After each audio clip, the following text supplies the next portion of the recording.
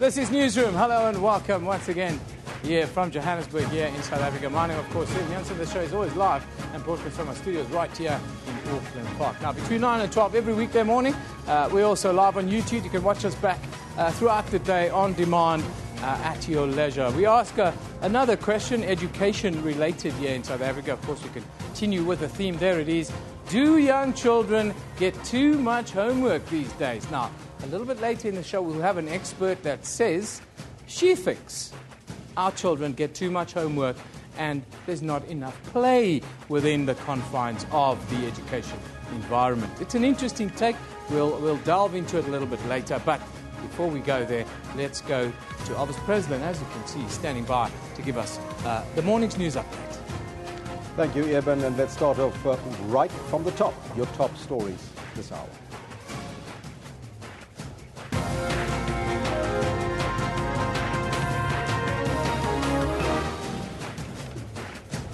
Higher Education Minister Bladen Nzimande will meet with student leaders from various universities today to discuss continuing campus protests. The United Nations Security Council will visit Burundi later this month to establish a political process in the country. And the World Health Organization will today declare West Africa Ebola-free. Those are all your headlines, but before we get to the news, let's find out from Kendall Makamate what's happening on the sports front. Very good morning to you, Kendall. Thank you very much, Elvis, and a hearty good morning to you as well as to all of you at home. This is what we've got for you in the sports today. In the PSL, Orlando Pirates are knocking on the top 8 door as they beat the University of Pretoria 2-0 at the Orlando Stadium last night. And as the Proteas take on England in the all-important third test, a former Protea faces Ramsdam match-fixing charges. This is the IWF President, Sebastian Coe, speaks tough ahead of the release of the second Water report, which is expected later today. So be sure to stick around for everything, including the sports, coming to you at about 10:20 or so. Back to you, Elvis. Thank you, Kendall. Let's take a look at our top story this hour. The Higher Education Minister Bladen Nzimande is set to meet with student leaders from various universities today to discuss continuing campus protest. Spokesperson Kanyana says that the minister firstly wants to brief the SRC leaders on his department's plans for the years. The unrest, mainly over fees, has carried on despite the minister's announcement that an additional 6.9 billion rand has been allocated over and above the 10 billion rand it was set aside to fund students through NSFAS this year. The Fees Must Fall campaign started in earnest as universities commenced with the 2016 enrollment. Students remain unsatisfied with the 0% fee increase as they continue with their protest. Nzimande had appealed to students to go ahead and register for the 2016 academic year rather than disrupt the registration process.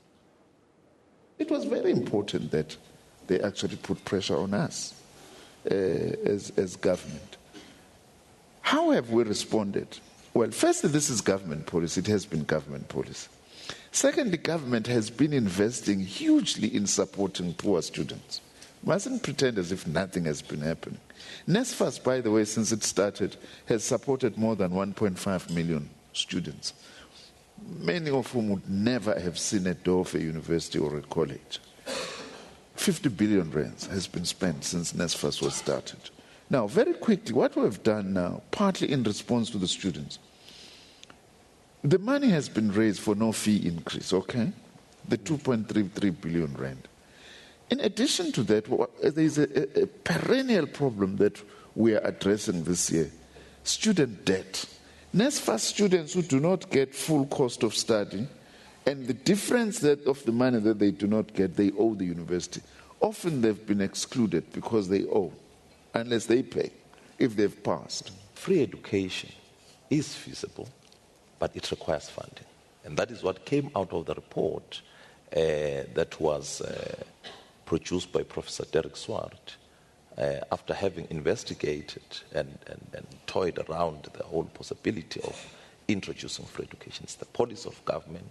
The ruling party in both its 52nd and 53rd national conferences resolved on free education. But we must make this point that when we talk about free education, it's free education for the poor, not free education for all. Those who are rich, those who are well off, can still pay for their kids so that government then takes care of the poor. We'll also be engaging business because we do believe that the private sector has a much bigger role to play in the education of African children. A United Nations Security Council visit to Burundi later this month becomes the latest effort by the international community to establish a political process in Burundi. After weeks of negotiations, amid escalating tensions on the ground, the council trip was confirmed from the 20th to the 22nd of January. This as mediation efforts under the auspices of Uganda's President Yoweri Museveni appear to have all but stalled. The council visit is the latest diplomatic push after a months-long Ugandan-led mediation effort under the auspices of the East African Community has failed to produce any results. Threats by the African Union to send in peacekeepers appear for now to have been rebuffed by the government, while the Secretary-General's envoy has made little impact on bringing the parties closer together. Reports that are emerging. We raised concerns around a lack of cohesion in dealing with the crisis. There are a number of moving parts from the United Nations, from the Secretariat, from the African Union, from the Security Council. I think what is important is that the focus of all these moving parts is the same, and find a way to end the violence that we're seeing in Burundi and prevent it from sliding into even more violence. It's important that all the actors in the international community deliver the same message, and that is a message to the government and to the opposition to participate in frank and open political dialogue to get the country back on track and away from the intense violence that we're seeing and from the threats to personal liberties and the harassment that we've been seeing almost on a daily basis in Burundi. A council diplomat told SABC News that they will inform President Pierre Nkurunziza that international scrutiny will not go away and that talking to the mediators is a far better alternative than increased isolation. As far as Mr. Museveni's effort mandated by the East African community, I think it's important that all the countries in the region support the political process and deliver the same message on the need for political dialogue and the need for the violence to end. Council is also expected to visit the African Union in Ethiopia when it visits the region. Sherwin Briceby's SABC News, New York. The devastating Ebola epidemic in West Africa will be declared officially over by the World Health Organization later today. Now, this follows 42 consecutive days of no new reported cases in Liberia, the country with the last known Ebola case, while surveillance will continue in the three worst affected countries. The virus has killed over 11,000 people and infected close to 30,000.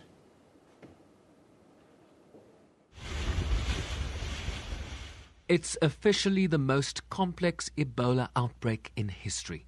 But after months of intense monitoring, treatment, and very often death, the light at the end of the tunnel. For the first time since the outbreak started, the region is on the cusp of being declared free of Ebola transmission. Sierra Leone declared the end of Ebola transmission on 7 November 2015. Guinea marked this milestone on 29 December 2015. These countries are now observing a 90-day period of heightened vigilance.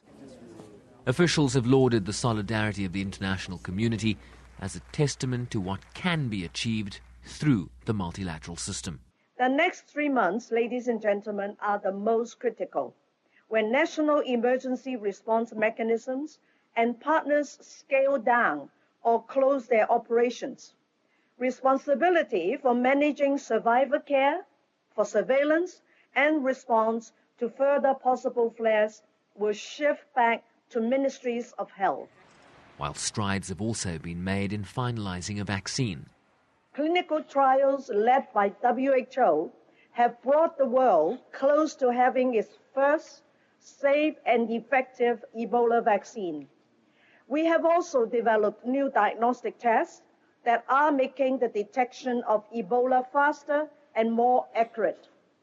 As you have heard from Mr. Secretary General, we have made tremendous strides forward in defeating the largest, longest, and most complex Ebola outbreak in history.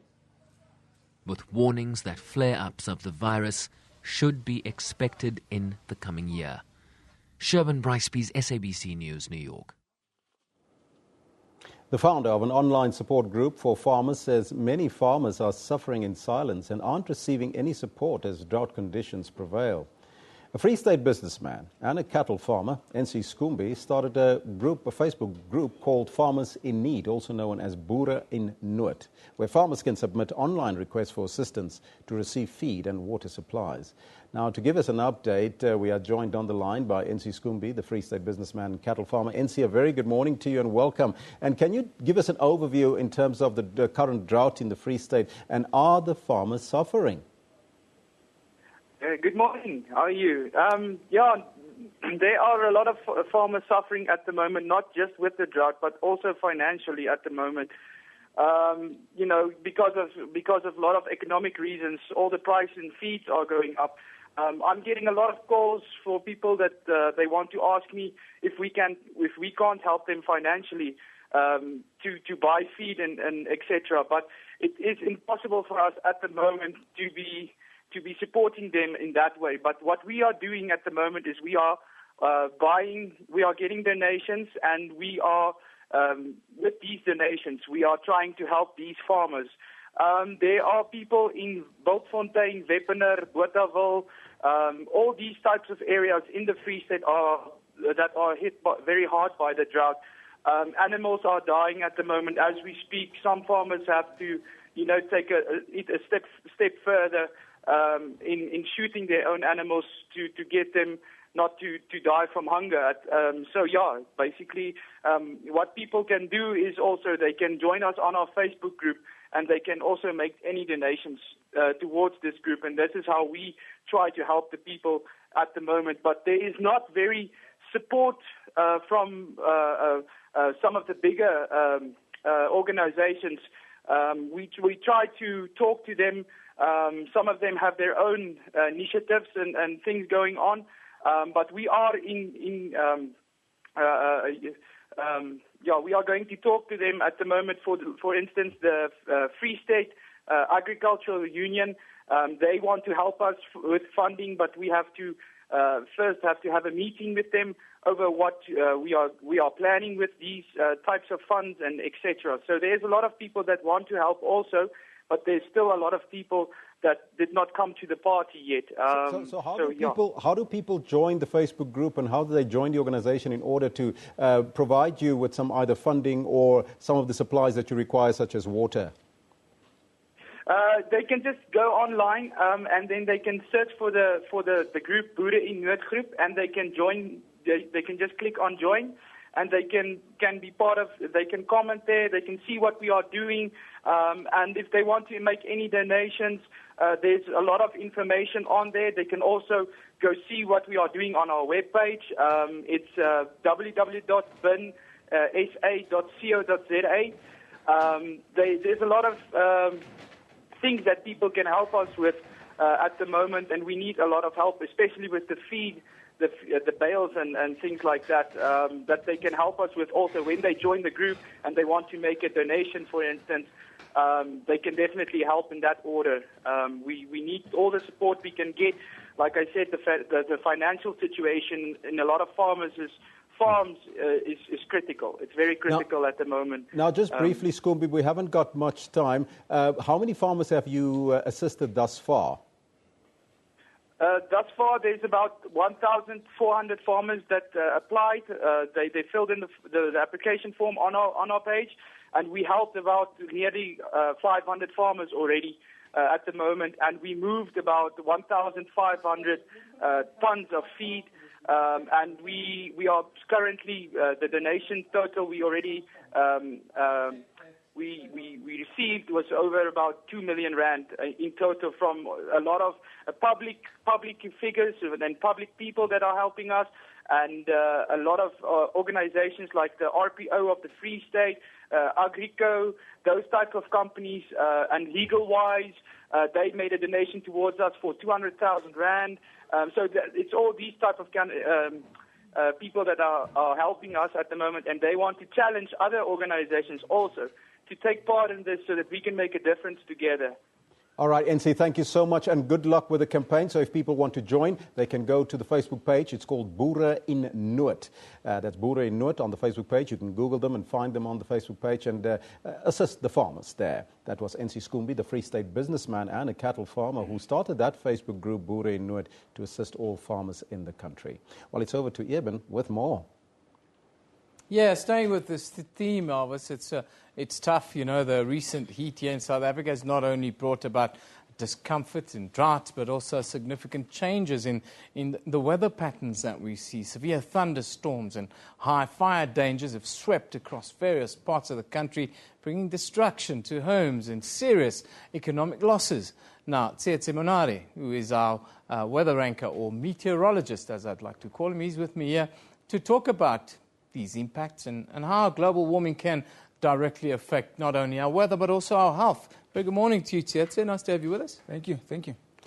Now, let's start with the weird stuff that we've seen, massive hail damage on the West Rand. Tell us, how does this all fit together within the weather system? Yeah, you see, you need to see when rainfall actually develops, it all starts with warm air quickly heating up and then rising, because that's what happens. Colder air is heavier and it just comes down, and warm air goes up, and that's how rainfall is formed. So during these really hot conditions or these hot days, and that happens a lot faster, and that creates a lot of instability. And instead of water, as soon as water crystallizes, and then instead of it just forming water droplets and coming down as rain, comes down as these thick hailstorms that we've seen lately, and they don't last very long. This one time I was caught in the highway.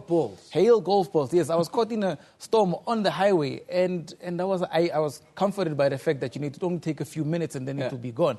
But it can bring ceilings down, it can bring houses down, and lead to some serious destruction if you think about protected nursery plants and so forth, and like also farms and just about everywhere. And the water runs off so fast as well. It does not sink in, does not stay in the ground. It's quick runs off. Yeah. And we lose a lot of soil at the same time. It causes a lot of erosion and lots of damage to property in the soil. Yeah, that's why you normally would see these little dongas or ditches of sand that's just moved away, or good soil that's moved away because of this quick runoff. And lots of erosion that is caused by running water is actually leading to good loss of arable land, the one that we need to plant on, and especially in dry farming areas where you see lots of rainfall coming in short bursts and sort of violent bursts, and then it leaves these massive cracks that you would see on the ground.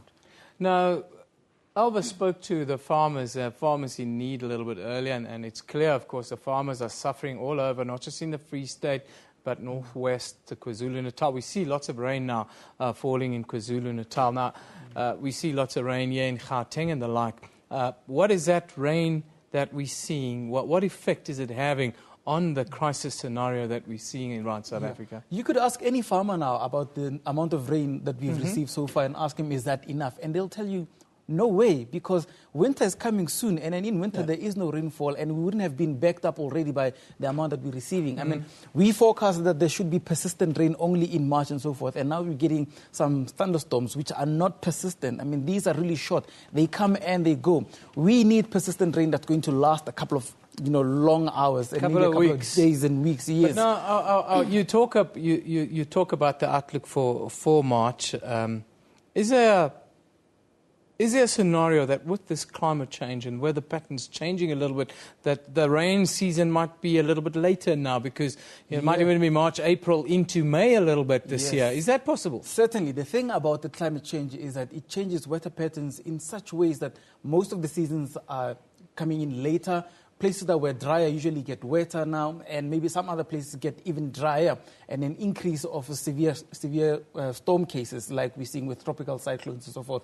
But yes, if you've noticed from the last 2-3 years, winter has been coming in a lot later. People in the middle of June say, this winter is not that cold, but it only comes in a bit later. End of July and August, it's very cold. Usually 20 years ago, when I came to Johannesburg, the first cold week would be the third week in May. Exactly. And now it's almost a month later. Exactly. And then also making spring so much shorter. I mean, this past year, 2015, our spring was about 2 weeks, and it was finished, and immediately it got super hot, and it got drier and drier, and we didn't receive the thunderstorms. So you can see the repercussions of what this global warming and climate change is bringing, is that it's changing seasons, and it's also delaying some other seasons that we necessarily need. We might have to start farming 2-3 months later than normal. And that's a significant impact on our whole import-export business, the whole agricultural business also getting affected by that. I'm seeing that in my own garden at home as well, Tsietsi. You know, I'm Mr. Green Fingers myself. I have to kind of get involved with planting to stop the erosion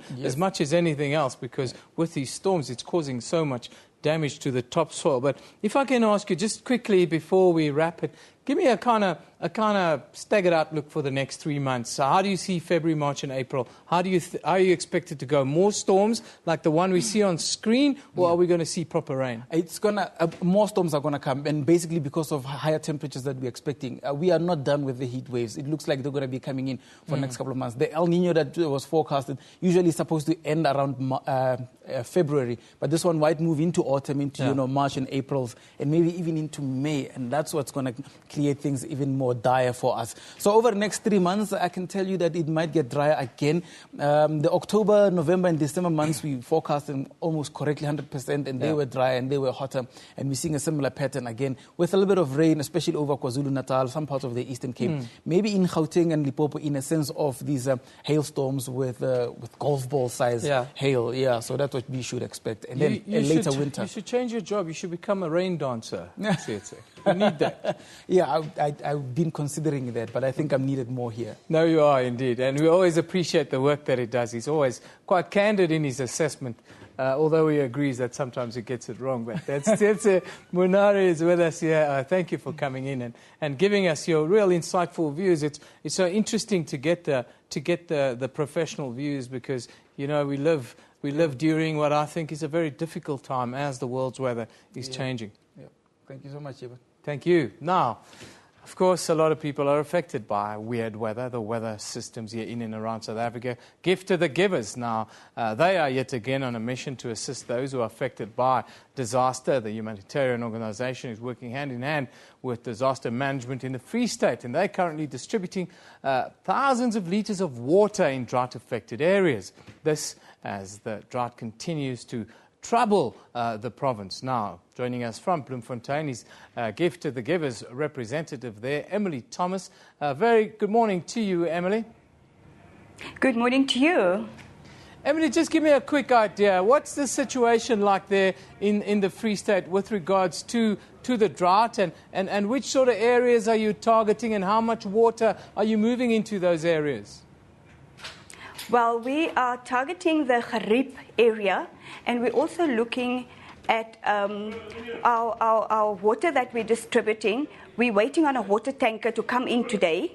We're also distributing 25,005 litres of water in the Gariep area. And how the water that you're moving in, of course, most of it is bottled water. Tell us, how long does it last the people? An individual, how much water does an individual need per day? Not just to drink, but to live, to wash, and everything that goes with it. Well, I think for the basic need of a person, we can look at about we're catering for at least about 1 litre of water per person per day to just see them through a basic day. But what we've realized while we are here, that this is not a problem for the Free State. This is actually a world problem. This is a crisis that everybody should look into and see how they can attend and how they can assist best. What about sanitation, Emily? How are people dealing with sanitation in general during these dry times? Well, at the moment, we would like to assist in terms of we are looking at drilling 2 boreholes in area, and we're hoping to get more water from boreholes in the surrounding areas. Also looking at trying to fix boreholes that are broken in certain areas so that we are able to give out more water so that people can then at least have proper sanitation going, because that might lead to the next problem, which is cholera.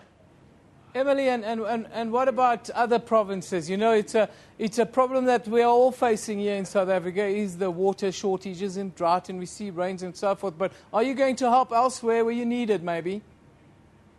Well, if the call do come in other provinces where there is assistance needed, we will definitely be going to other areas as well. And this specific project that you're working with on the Free State, how long is it going to carry on? Is it a once-off for distribution here, or are you going to continue until you've broken the back of this drought?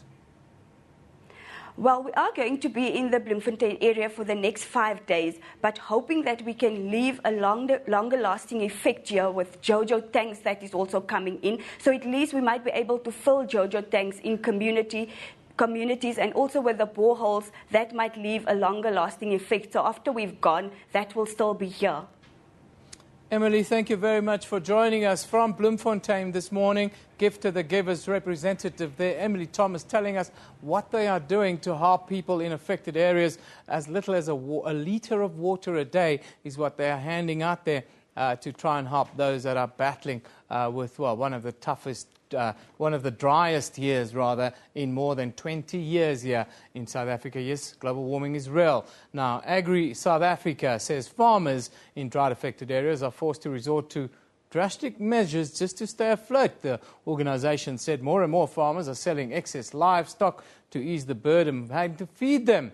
Yeah, some of the comments or some of the tweets that we've seen floating about. Of course, at SABC Newsroom, you can even send us tweets. We'll put it up and we'll have a look at what's doing the round. Mona talks about bless the rains down in Africa. Drought, summer in Africa, South Africa. Thank you, Mona. It looks like you are up in Europe right now. Not that warm there. Arthur Lenk talks about it's not underreported here in South Africa. Hashtag drought. Yes, it is. It's real. Maidi says, Drought Agri says, Leon Borchard says farmers are in for tough times financially. Yes, everyone's in for tough times because the farmers' financial troubles will eventually be moved on to us, the paying public. Those are just some of the tweets that are coming through. Let's now take a look at the front pages from around the global start. We'll start in Iran, where the Tehran Times reports that 10 U.S. Marines who had trespassed on Iran's territorial waters and spent some hours in Iranian custody were released yesterday after Washington apologized for this incident. Then, in Israel, the Jerusalem Post says Sweden will not have any role to play in the Israeli-Palestinian diplomatic process as a result of Foreign Minister Margot Wallström's hostility towards Israel. That's the word from a foreign ministry spokesperson yesterday. Then we go to the east, where the South China Morning Post reports that militants launched a gun and bomb assault, killing at least 6 people in the center of the Indonesian capital this morning. That's according to police. The attack that follows a threat by Islamic State fighters to put the country in their sights. Quick look at what's happening around the country here in South Africa. Now, here it is. There it is. In Johannesburg, convicted murderer Anthony Strauss is expected to apply for leave to appeal his life sentence at the Randburg Magistrates Court today. Of course, Strauss had admitted to strangling LaRusha Govender in a fit of rage on December 30 after the pair had a disagreement. Very concerning. We will let you know how that develops. So, of course, almost time for us to take a break. But before we go, we're asking you a question. After the break, Elvis is going to talk to an expert that, well, tells us that our children are maybe getting too much homework and they shouldn't do homework at all. What is your view on it? Do young children get too much homework these days? My daughter's in grade 2 and she's got a big bag similar to what I used to carry in matric. Maybe they're just smarter than us. What are your views? At SABC Newsroom. We'll see you after a break.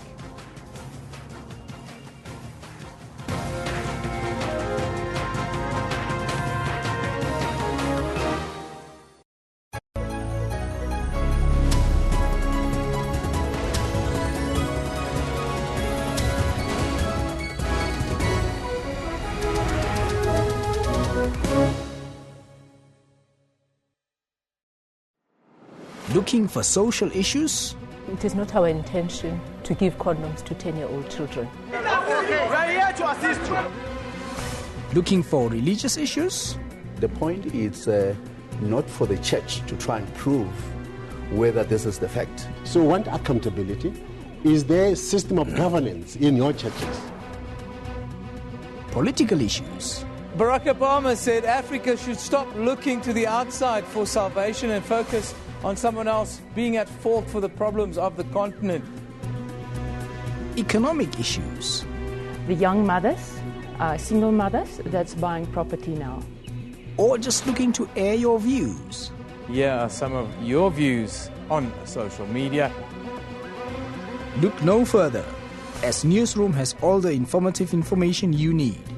Weekdays at 9 a.m. only on the SABC News Channel.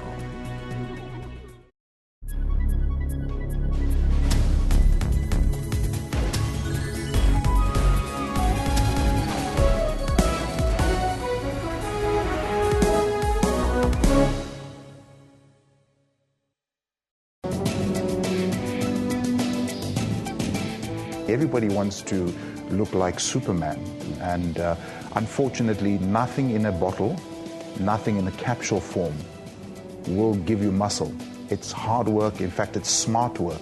It is time sportsmen and women realize that supplements may be contaminated with banned substances and that this can affect their health in the long term. The only way a supplement can be regarded as safe from banned substances is if the entire supplement batch is tested and cleared by an accredited anti-doping laboratory. Join me on Health Talk every Saturday morning between 9 a.m. and 10 a.m. as we unpack current health stories.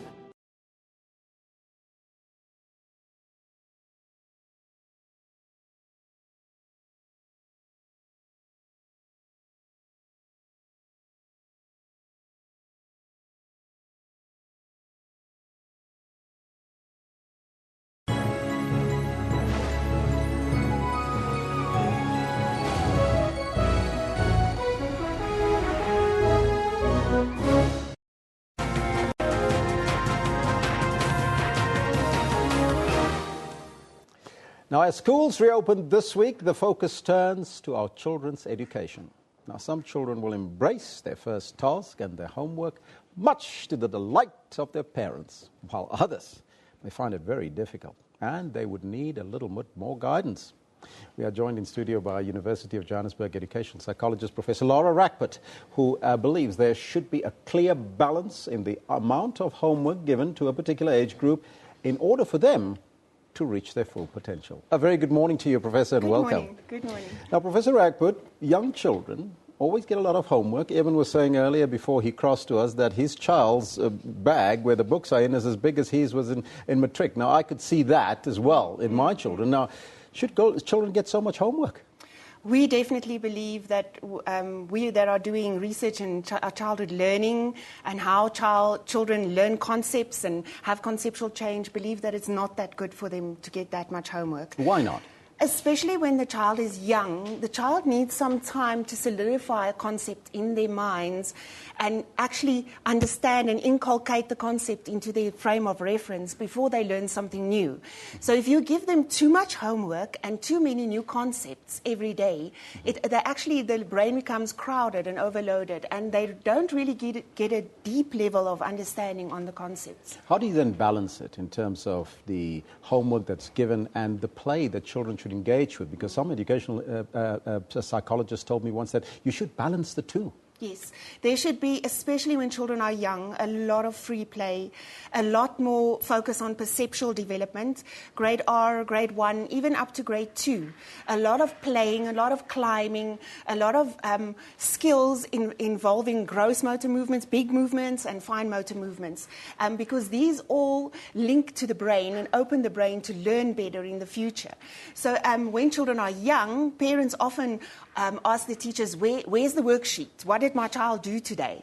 And actually, the teacher should just say the children played, because that's the best thing for them, not so much desktop work. How does one then distinguish between productive and unproductive homework?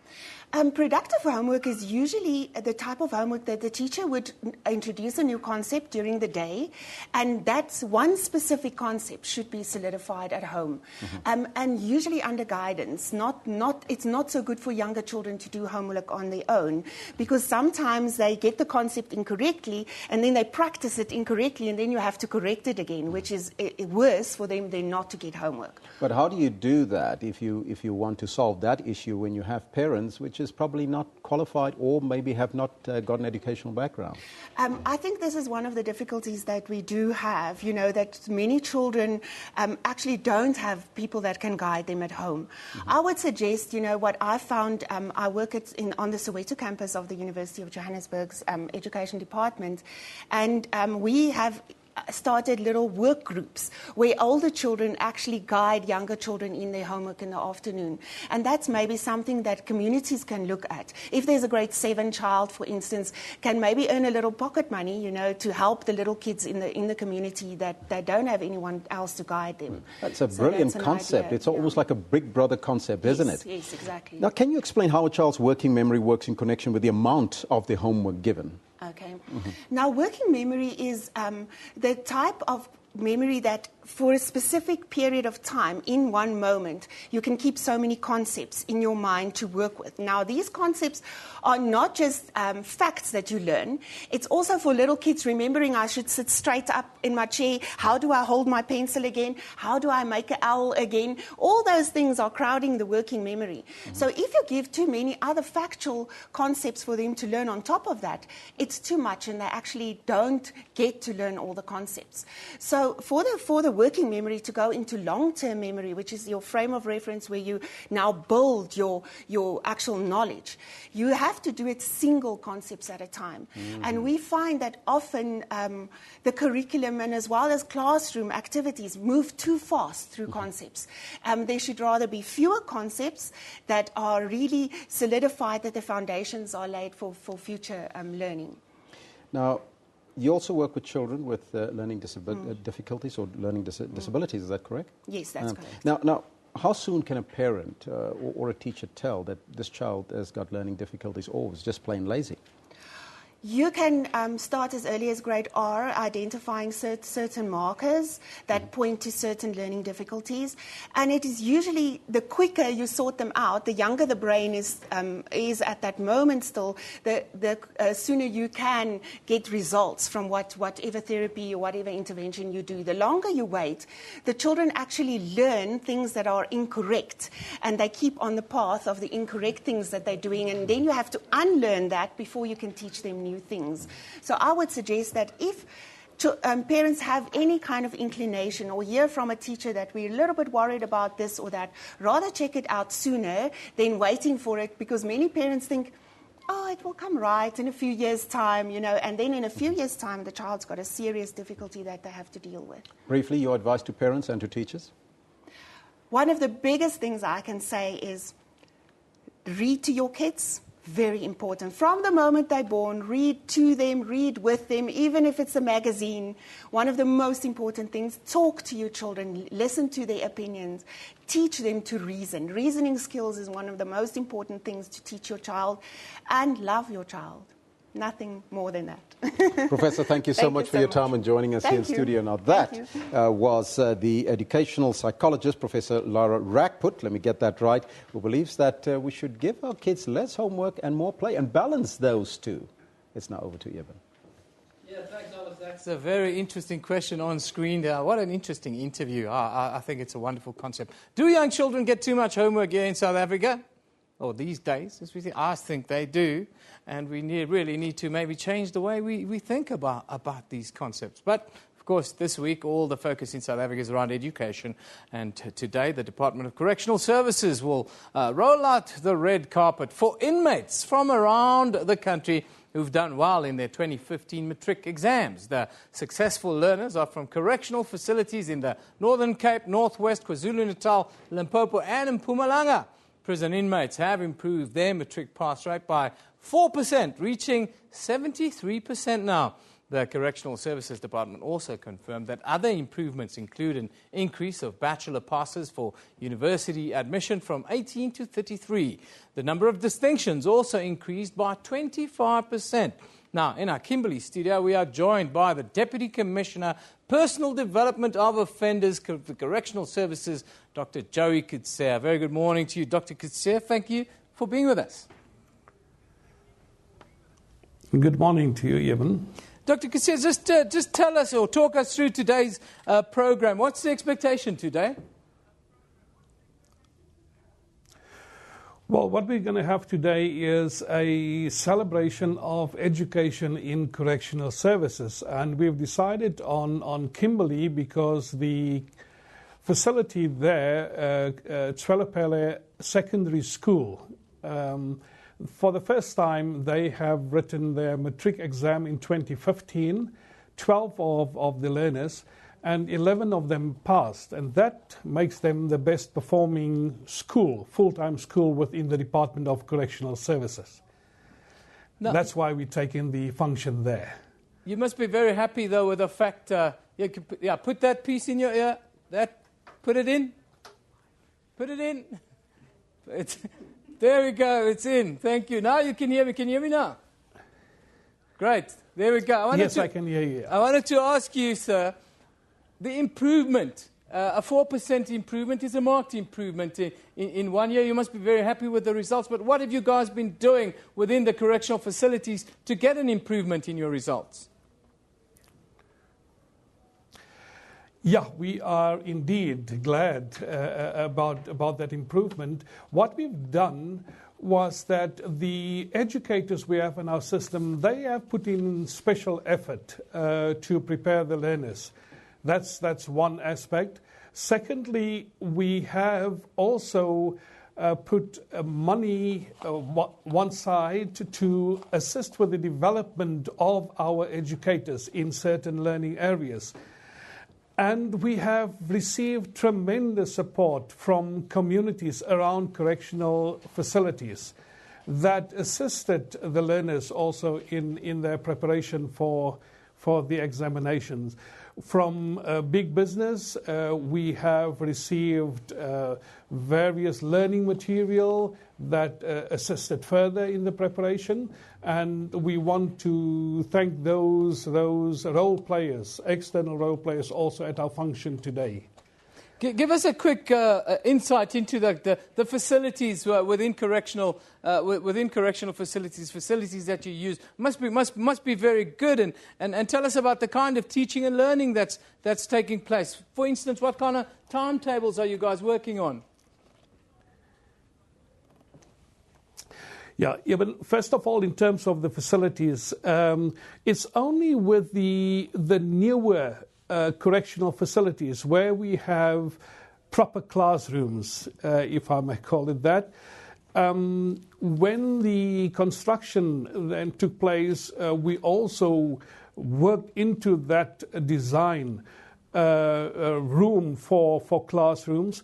But in your older facilities, we do not have the necessary classrooms. So what we do is to transform certain space that we have available and to make use of that for learning and teaching.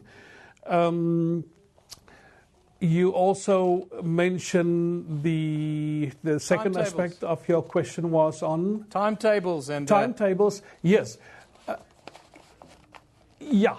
That is a challenge, and we try, and we have the cooperation of the heads of centres to assist us in that.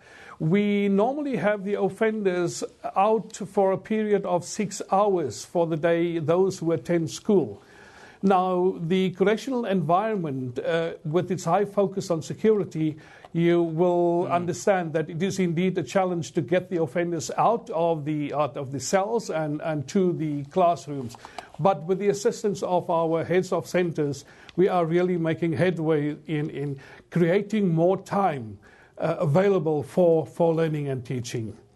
Dr. Kutsia, thank you very much for joining us, and all the best a little bit later today when you honour those inmates that have done so well during matric exams. Thank you once again for joining us. That, of course, is Dr. Joey Kutsia. He was coming to us live from Kimberley there, of course, where that function will take place a little bit later today. Now, the California Lottery confirmed on his Twitter feed that it has a winner for the $1.5 billion lottery. Yes. Can you imagine winning 24 billion rand? Well, the draw was held yesterday, and the ticket was sold in suburban Los Angeles. The jackpot reached record levels after 20 drawings without a winner. Incredible. I would simply faint. That's what Elvis said yesterday. Anyhow, let's take a look at some of the tweets with regards to this massive windfall, 24 billion rand. Keelan says, was really counting on winning the Powerball. Unfortunately, that's not something you should be counting on. Then Giant Waffle talks about, oh nice, the Powerball winner is from California. At least they can afford rent for another year now. Another couple of lifetimes of rent has been paid, I'll tell you that much. Matt talks about 6th richest suburban area in California wins Powerball. What's the odds of a rich area getting richer? There's no conspiracy here, Matt. It's the Powerball. We are all equal in front of the Powerball, my friend. Yeah, it's 24 billion rand. Well, I would politely write my boss a note the next day. I will not be back. But we'll be back after this break.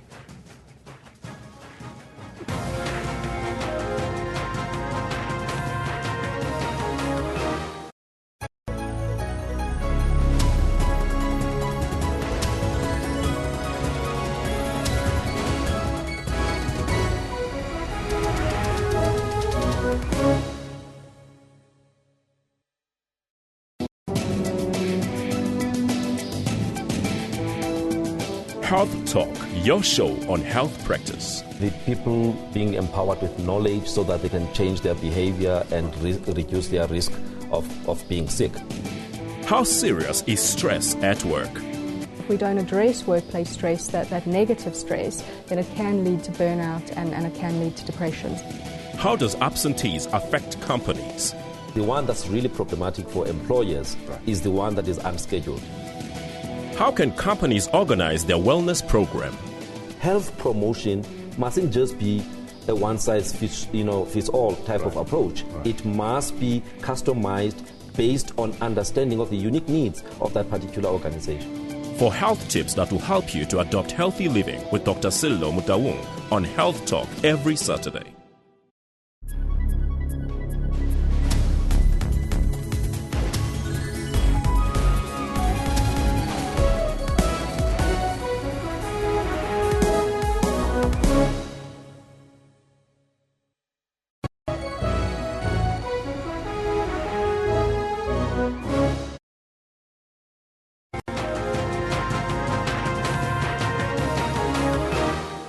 Welcome back. Now, on road fatalities over the festive season, do you know KwaZulu-Natal is the only province in this country that recorded a decline in the percentage of fatalities on the roads?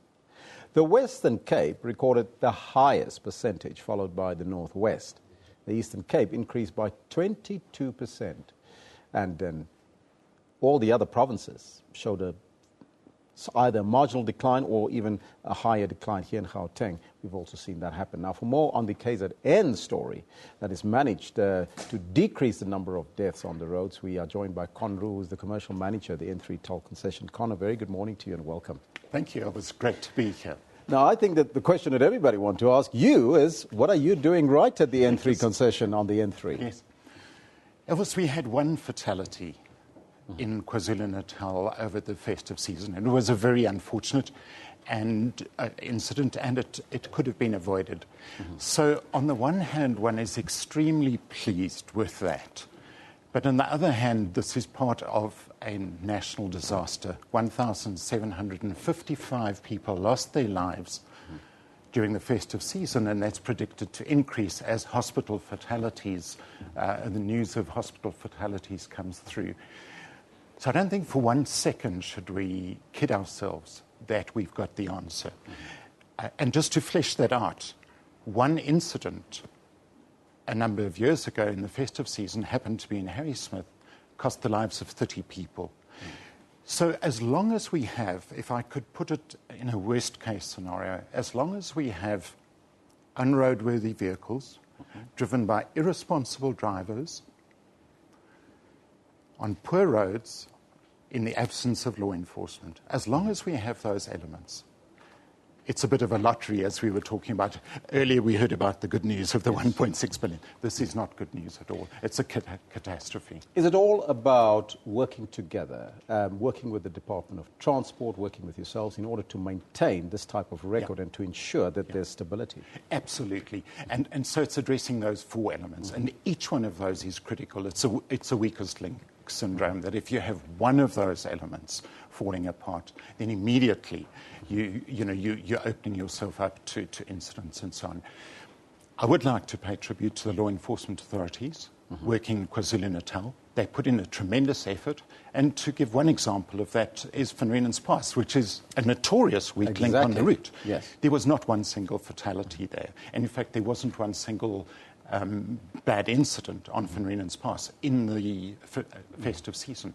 And I put that down to a number of factors. I think awareness is one of the big ones, but there was tremendous law enforcement 24/7 on Van Riemen's Pass. And that's maybe an issue I'd like to highlight as well for the authorities. I think it's absolutely critical that 24/7 traffic law enforcement comes into being. And I was interested that the Transport Minister actually specifically mentioned that in her speech, whereby she was encouraging the RTMC to hasten the efforts to introduce 24/7 policing on our roads. And visible law enforcement, that is the key, isn't it? I mean, absolutely. Because if you look at your route, the N3, it's the busiest route in the country, and yet we have seen this decrease. So we had hectic traffic volumes at times of up to 2,500 vehicles in a single direction heading back from the coast. Those are hectic volumes, they really are. So also to pay tribute to some of the other partners who've come on board. For instance, the Imperial Europcar Group has participated with us and the authorities to bring on 15 additional vehicles, precisely, as you've rightly said, to introduce that high visibility along sections of the route. Now, you mentioned campaigns, and campaigns are important, but what are the sort of campaigns that you're currently running in order to make that, to spread that awareness that you mentioned earlier? I think one of the most important areas for us is our Twitter feed. That's N3TC Twitter feed, which is at N3Route. And we'd encourage anybody who uses our route to follow that, because on that Twitter feed, we're providing information about weather conditions, about traffic patterns, about any incidents, and also providing road safety tips. So I think that's one of the areas whereby we can specifically, as a company, make ourselves available to motorists by providing that information. There is a caveat. Do not drive and tweet. So we had a whole campaign around boot your mobile, which is, in other words, stick your mobile in the boot unless you have a passenger who can do the tweeting for you. Now, you talk about drive and tweet, but what about drive and drink? That's another problem. Yeah, absolutely. So one of the initiatives that was not introduced, one of the initiatives was obviously around the question of roadblocks and the question of not only alcohol abuse, but substance abuse, because we find that's a tremendous problem on our route. So a great deal of effort went into that, and I'm pleased to say that there were, and I'm not pleased that anybody is driving and drinking in the first instance, but I am pleased that a number of them were apprehended. And it was just to make another point about that. Something like 6,000 bags of litter are picked up along the side of the N3 toll route every month. Of that, so that's a massive problem in itself. And so to all the listeners, I would plead, do not throw litter out your window, because a dirty route is an unsafe route. Conversely, a clean route is a safe route, I would argue. But the frightening thing is that much of that rubbish is alcohol bottles, and not just beers or ciders, but strong drink. Conru, thank you so much, and congratulations on keeping almost a clean sheet. Well done to the whole team. Great. That was Conru, the commercial manager at N3 Toll Concession, talking to us about their campaigns to decrease the death toll on the N3, and I'm sure other routes would like to follow suit to make sure that happens. It's now over to Evan. Yeah, Elvis, we'll give Elvis some time to get ready for the top of the hour. We might have a couple of live crossings. We'll be at the IEC Centre a little bit later in the show. We'll also be, there's a cabinet briefing happening in Parliament. Hopefully we'll be able to cross that about 12 o'clock. Well, no, 10 o'clock rather. But, of course, today, Higher Education Minister Blade Nzimande will meet with student leaders from various universities to discuss continuing campus protests that we saw earlier this week, especially here in Gauteng. Now, the Higher Education Minister announced an additional 6.9 billion rand that has been allocated over and above the 10 billion rand that's been set aside to fund students through the NSFAS system this year. Students are very passionate about what's going on, so should the rest of the country. Let's have a look at the tweets. Mondi Demanda talks about SABC News. It is premature of DM to say students must isolate the individuals who are causing this. Fees must fall. Black Excellence talks about no free education, no elections. That's not going to happen. Commandant says fees must fall simply means that someone else must pay for their free education. Who must pay?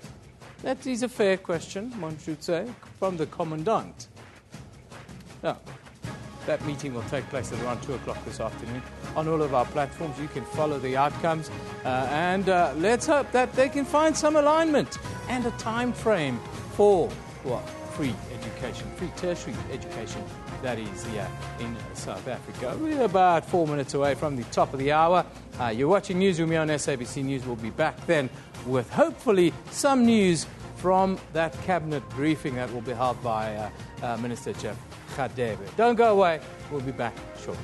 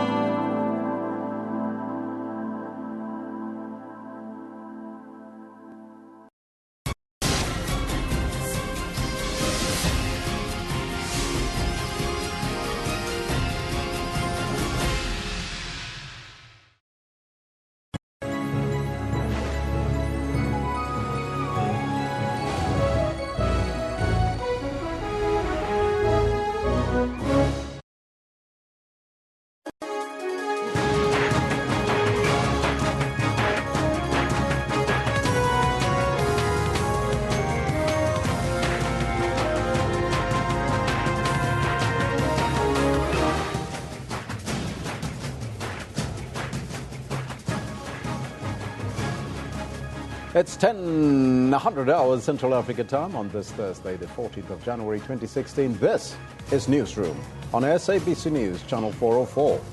Jumbo Africa, and a very warm welcome to the second hour if you've just joined us. I'm Elvis Preston, and I'll be with you until 12 o'clock. You have to stay with us as we broadcast live from Auckland Park Studios in Johannesburg, South Africa, to the rest of the African continent.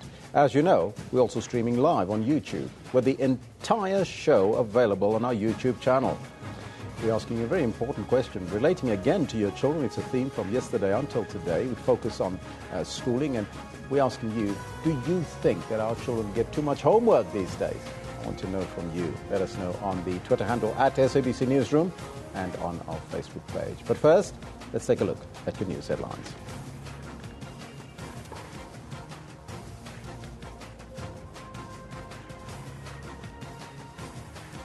Higher Education Minister Bladen Nzimande will meet with student leaders from various universities today to discuss continuing campus protest. The United Nations Security Council will visit Burundi later this month to establish a political process in that country. And the World Health Organization will today declare West Africa Ebola-free. Well, those are all your headlines, but first, before we get to the news, let's find out from Kendall Makamate what's happening on the sports front. A very good morning. Good morning, Elvis. It's a very interesting morning. The Proteas start playing against England in the third test, but let me not get too far into it, and let me greet all of our viewers at home. Good morning to you. This is what we have in the sports today. In the PSL, Orlando Pirates are knocking on the top 8 door as they beat the University of Pretoria 2-0 at Orlando Stadium last night. And, of course, as the Proteas take on England at the Wanderers in the all-important third test, a former Protea faces Ramsdale match-fixing charges. And the IWF President Sebastian Coe speaks tough ahead of the release of the second Water report, which is expected today. That's what we've got for you in the sports. Be sure to stick around for that, around about 10:20 or so. Back to you, Elvis. Thank you, Kendall. That's all coming up a little bit later, but right now, top story this hour. The Higher Education Minister Bladen Nzimande is set to meet with student leaders from various universities today to discuss continuing campus protests. His spokesperson, Kaya Nkanyane, says that the minister firstly wants to brief the SRC leaders on his department's plans for the year. The unrest, mainly over fees, has carried on, despite the minister's announcement that an additional 6.9 billion rand has been allocated over and above the 10 billion rand set aside to fund students through NSFAS this year. The Fees Must Fall campaign started in earnest as universities commence with the 2016 enrollment. Students remain unsatisfied with the 0% fee increase as they continue with their protest. Nzimande had appealed to students to go ahead and register for the 2016 academic year rather than to disrupt the registration process. It was very important that they actually put pressure on us as government. How have we responded? Well, firstly, this is government policy. It has been government policy. Secondly, government has been investing hugely in supporting poor students. Mustn't pretend as if nothing has been happening. NSFAS, by the way, since it started, has supported more than 1.5 million students, many of whom would never have seen a door of a university or a college. 50 billion rands has been spent since NSFAS was started. Now, very quickly, what we have done now, partly in response to the students, the money has been raised for no fee increase, okay? The 2.33 billion rand. In addition to that, there is a perennial problem that we are addressing this year, student debt. NSFAS students who do not get full cost of study, and the difference of the money that they do not get, they owe the university. Often they've been excluded because they owe, unless they pay, if they've passed. Free education is feasible, but it requires funding. And that is what came out of the report that was produced by Professor Derek Swart after having investigated and toyed around the whole possibility of introducing free education. It's the policy of government. The ruling party in both its 52nd and 53rd national conferences resolved on free education. But we must make this point that when we talk about free education, it's free education for the poor, not free education for all. Those who are rich, those who are well off, can still pay for their kids so that government then takes care of the poor. We'll also be engaging business because we do believe that the private sector has a much bigger role to play in the education of African children. Now, students at Wits University are calling on the Higher Education Minister, Bladen Zimande, to meet with the university management to remove private security on the campus. This after students complained of being violently and allegedly sexually assaulted in a scuffle yesterday between the security personnel and protesting students. Our reporter, Shlako Kumani, spoke to Sharona Patel, the Wits spokesperson, who said that Wits has been registering students since the beginning of the week, besides the disruptions. But we'll come back to that clip for you a little bit later during the course of the program if we do find it in the system. But ever fancied buying a nice beach house in Miami or a penthouse suite in Tokyo? Well, the demand from investors in Southern Africa for access to overseas property markets is continuing to rise. The latest trends for the most attractive options for real estate investments are changing from the usual choices such as the United Kingdom and Australia. South Africans are now making their way for the bright lights of the top cities in Asia and the United States. Now, to tell us more, joining us in studio is IP Global's Director of Africa, George Radford. George, a very good morning to you and welcome. Good morning. Thanks for having me on. Mr. Radford, first and foremost, let us just start. We are now familiar with the countries who people prefer to invest in and where they should go, like England, Australia, New York, and so forth, maybe the United States too. But where do we stand currently? Because there's difficulties in the world economy, and the rand is not always very friendly to other currencies. Are these countries still the top 5 in migration, as we talked about? Well, I'm not an immigration expert, just to clarify that. The UK is still the number 1 destination for South Africans to immigrate to. What we do, though, is purely property investment. So we're not looking at immigration policies. There is a lot of movement of people to the UK. The US is still quite a popular destination for South Africans. There's a lot of visa programs in the likes of Malta, Cyprus, also in Spain. And obviously there's quite a large migration of people to the likes of Australia because of the Antipodean way of life, which is quite in line with the South African culture. What we're really focusing on is helping clients here to invest in offshore markets where they get exposure to core safe haven markets with strong currencies, sound legal structures, low cost of financing, low levels of inflation, low risk tenant markets with high levels of capital growth. So I think if you look at what's happened in the South African economy and the South African property market, so if you look at the rand itself, that was down 25% last year against the USD. It was the worst performing currency out of 31 emerging markets. Second was the Brazilian real. So that's really reduced the spending power for a lot of our clients. And yeah, that is a barrier to some people, but for other people it's a real catalyst to drive them to actually start investing. I think also you've got to look at the performance of the local property markets here. And people in South Africa, they love property. It's a fixed, stable asset. But again, the property markets in SA haven't really done particularly well over 2015. Inflation's at around 6%. The depreciation of rand is at 25%. So even if you're making 10% capital growth on your asset here, in real terms, you've actually lost money. So where would you make money? The UK. UK is a great market. So IP Global, we're very research focused. So is the market not saturated in the UK, though? Not at all, no. I think if you look at the strength of the UK economy, and if you look at the property market, it's all about doing your research and knowing exactly where to invest at the right point in time.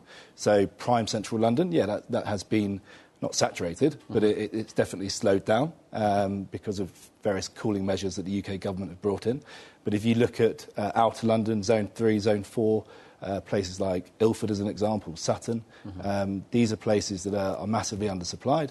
They're hugely in demand. And people still like that. Global investors still like that. They like stability. They like sound legal structures. They like high levels of consumer protectionism. And here, more relevantly, they like strong currencies. The rand to the pound, I mean, that, if you look at the competition there, I mean, for a South African investor, is it not perhaps just difficult to invest in a market such as that where you have to work against the pound? Well, we're dealing predominantly with medium to high net worth clients, shall we say. Yes. So we're not dealing, it's not a typical sort of retail product. Yeah. But I think you've got to take a view really as an investor. I've got lots of clients who've been liquidating their share portfolios because of the trouble we now have in China, obviously being your biggest trading partner for South Africa, yes. And that's had a really negative effect on the local economy. And people are starting to question sort of where the future does lie for the South African economy and for the South African property market. So, yeah, it's a barrier to entry. Some people who may be marginal investors might see that as a barrier, and they might retract and not invest, but a large proportion of our clients will still see that as a driver because it's kind of making a calculated decision now, putting 25, 30% of your assets offshore, getting exposure to strong currencies, getting exposure to fixed assets like property, which in these uncertain times with the stock markets is probably the favoured asset of most investors. Now, based on a recent report by IP Global, Berlin is one market that's standing out. Looks like people want to invest in there. Why Berlin? A number of reasons, really. So the euro's pretty good value at the moment. I know we can't always relate this back to the rand. I mean, we do a lot in South Africa. I also cover the whole of Africa. So I do a lot in Zimbabwe, Zambia, where predominantly US-based currencies or clients hold US dollar. But Berlin, for a number of reasons, Germany is the biggest economy in Europe, one of the biggest economies in the world. It's the second most popular city in Europe. It's the political capital of Germany. Very, very high levels of students there, free education for students, undersupplied market, no capital gains tax after 10 years of holding a property, very low-risk tenant market, good rental yields around 5%. And it's a value proposition, really. So for clients who want to get a euro asset exposure, you can secure a one-bed apartment in central Berlin for about 130,000, 140,000 euros, which might sound a lot in rand locally. Yes. But for, a tier one city, a global capital, it's actually very, very good value. In summary, I'd say Berlin is a tier one city at tier three pricing. George, what challenges do South Africans face that want to invest in property abroad, besides the rand, of course? Yeah. Well, I suppose the biggest, the rand is probably the biggest barrier. I don't think there's any escaping from that. I think in terms of disposable income, it's not just the rand, it's actually the level of earnings that people have here. That can sometimes be a bit of a barrier. But if you, and also it's kind of knowing the right products to invest in, the right markets to invest in. And what we do at IP Global is we manage that whole process on behalf of the client. So we're headquartered in Hong Kong.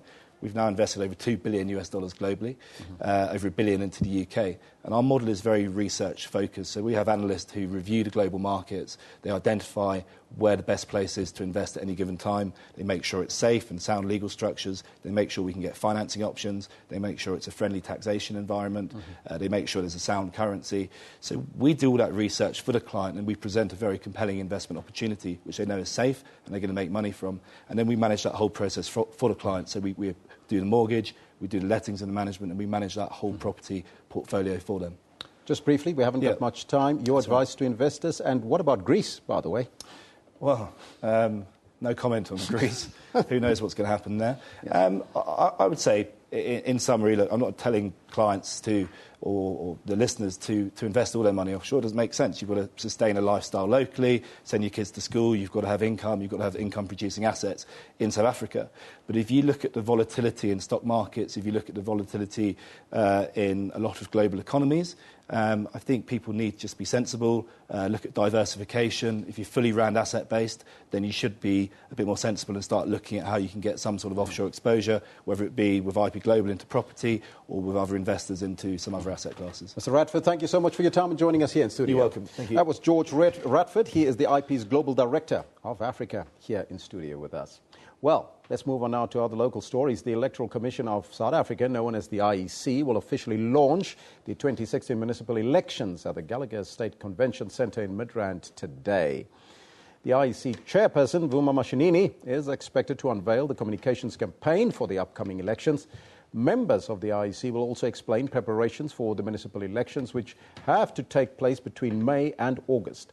Now, Chief Electoral Officer Mosotho Moepa says that one of the aims of the campaign will be to encourage participation by young and first-time voters.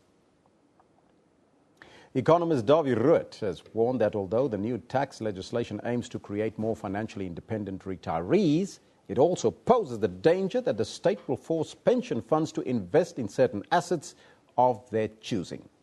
President Jacob Zuma yesterday signed the 2015 Tax Laws Amendment Act and the Tax Administration Laws Amendment Act into law. That law comes into effect on the 1st of March this year. After this date, people who retire or leave their jobs will only be allowed to withdraw a third of their pension, as the rest must be invested in annuities. Meanwhile, the COSATU yesterday expressed anger at the new Tax Laws Amendment Act. The trade unions have scuppered earlier attempts to pass the amendments in Parliament, and they are amongst the most vocal opponents of government efforts to lock more workers into long-term retirement savings. COSATU and the alliance partner of the governing ANC says that President Jacob Zuma's move will complicate its support in the local government elections due later this year. The devastating Ebola epidemic in West Africa will be declared officially over by the World Health Organization later today. Now, this follows 42 consecutive days of no new reported cases in Liberia, the country with the last known Ebola case, while surveillance will continue in the 3 worst affected countries. The virus has killed over 11,000 people and infected close to 30,000. It's officially the most complex Ebola outbreak in history. But after months of intense monitoring, treatment, and very often death, the light at the end of the tunnel. For the first time since the outbreak started, the region is on the cusp of being declared free of Ebola transmission. Sierra Leone declared the end of Ebola transmission on 7 November 2015. Guinea marked this milestone on 29 December 2015. These countries are now observing a 90-day period of heightened vigilance. Officials have lauded the solidarity of the international community as a testament to what can be achieved through the multilateral system. The next 3 months, ladies and gentlemen, are the most critical, when national emergency response mechanisms and partners scale down or close their operations. Responsibility for managing survivor care, for surveillance and response to further possible flares will shift back to ministries of health. While strides have also been made in finalizing a vaccine. Clinical trials led by WHO have brought the work. Now, as we promised earlier, let's now cross to Pretoria, where the Minister in the Presidency for Planning, Monitoring and Evaluation, Jeff Radebe, is about to brief the media on the outcomes of the special cabinet meeting held yesterday. Let's go there live. Mr. Gordon and the people of the media. This is a statement of the special cabinet meeting that took place yesterday, the 13th of January. Cabinet met yesterday to deliberate on the state of our economy and budget-related matters. Cabinet noted a number of factors that are impacting on our economy and the country. The global outlook has deteriorated in recent months. Slower global growth reflects, in particular, weaker performance and higher risk in several important developing countries, including China. The welcomed recovery expected in the United States of America is likely to result in rising global interest rates. Depressed trade volumes and turbulence in global capital markets underscore the need for nations to build resilience and act cautiously in the period ahead. Cabinet further noted that there were some benefits from the low price of crude oil. And as a major commodity exporter, South Africa is concerned about the continued weakness in commodity prices. Our government continues to build on our country's diverse economic structure, and export earnings continue to depend on a great extent on metals and semi-processed raw materials. The fall in commodity prices is unlikely to reverse speedily. This obviously will have sustained consequences for the South African economy and many of our partners, especially on the African continent. The depreciation of the rand over the last few years offers much better prospects for export growth, and combined with a lower global oil price has helped to relieve pressure on our current account. However, weaker growth in South Africa's major trading partners has meant subdued demand for our products abroad. This global environment is regarded as particularly challenging for many emerging markets, with lower commodity prices and tightening of monetary policy in the United States putting pressure on capital flows and growth expectations. And this has translated into significant volatility in capital markets. Our South African rand, which is amongst the most traded emerging market currencies, has been particularly hard hit in recent weeks. In this difficult global context, in which all economies face difficult challenges, Cabinet reaffirmed the need for our government to intervene strategically and more decisively to restore the momentum of economic growth. Our National Development Plan provides for these interventions, and government will reach out to all our social partners, particularly business and organized labor, to build this consensus on our collective actions that are required to stabilize the economy, to build confidence, raise the level of investments, and return our country to a path of inclusive economic growth. In the State of the Nation address, our President will take account of this work. Cabinet endorsed stronger measures to restore a sustainable fiscal path, taking account of the weakened outlook for this global economy and its domestic consequences. My Cabinet colleague here, Minister Pravin Gordhan, Minister of Finance, will unveil measures when he presents the national budget on the 24th of February this year. Cabinet approved amendments to national budget allocations that will shift resources to fund universities without breaching previously announced spending limits. President Zuma and Higher Education and Training Minister Nzimande recently indicated that these allocations would cover the zero-fee increment agreed for the current academic year, to clear accumulated debt that is being owed to the National Student Financial Aid Scheme, the NSFAS, and prevent the accumulation of such debt over the medium term. These intervention measures are a response to a number of consultations which started in October of 2015 and are still continuing. The Minister of Higher Education and Training, with his management team, has held a number of meetings with SASCO leadership, Students' Representative Councils, University of South Africa Forum, South African Union of Students, the CEOs of CETAs, Higher Education Transformation Network, and Parliamentary Committee responsible for higher education. Our President has also met with the leadership of students and has announced the setting of the Commission to look into the issues that have been raised in higher education. These engagements are continuing, and the President has also announced the setting up of the Commission to look into these matters. These engagements are still continuing, and as we believe as government, we do want to work towards finding a lasting solution. The demands of the students are in line with the objectives of the program of government in respect of education.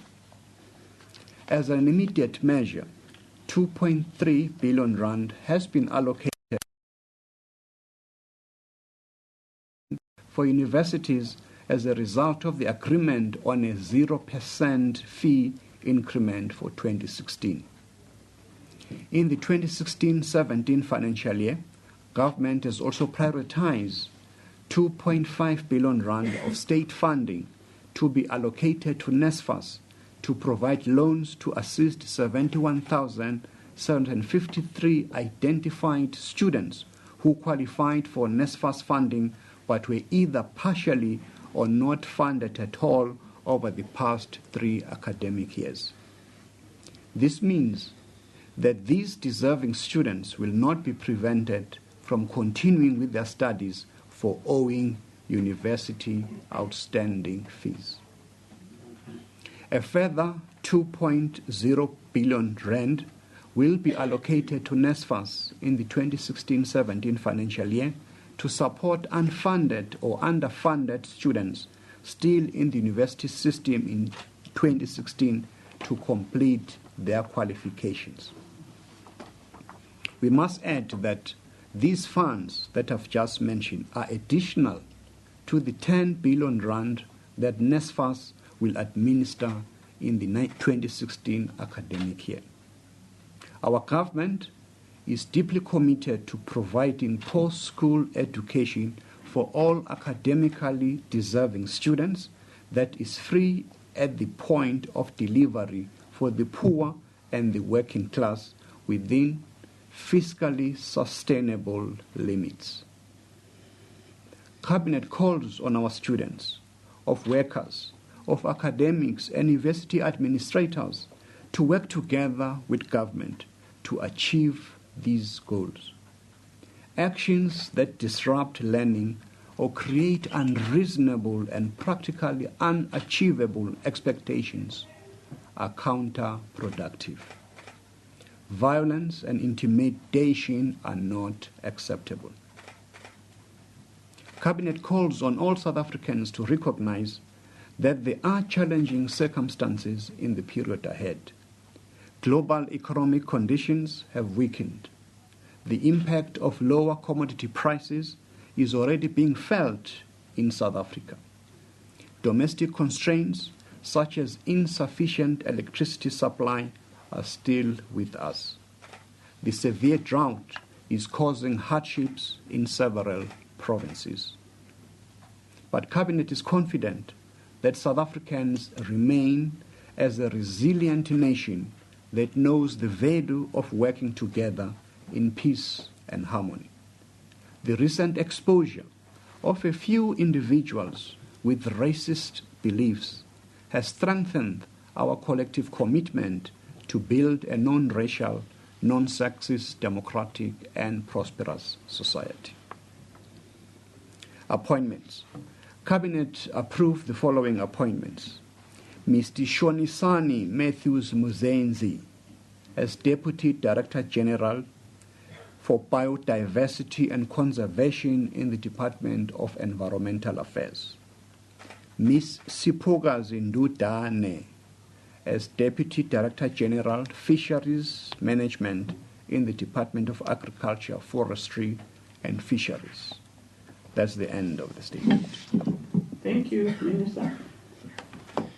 We will invite questions and we will start with Cape Town. Thank you, Chair. We'll start with Craig and then Paul.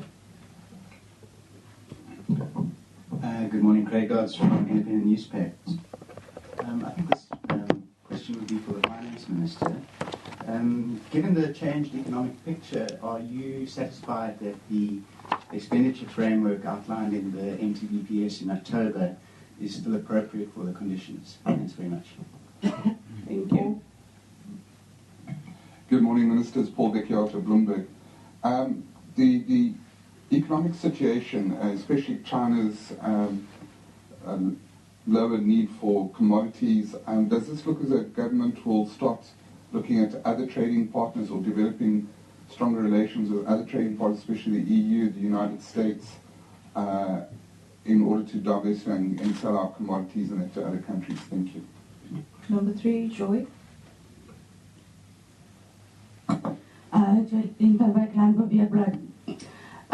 Minister, the current drought situation, was it discussed in depth in Cabinet? And will the drought be declared a national disaster?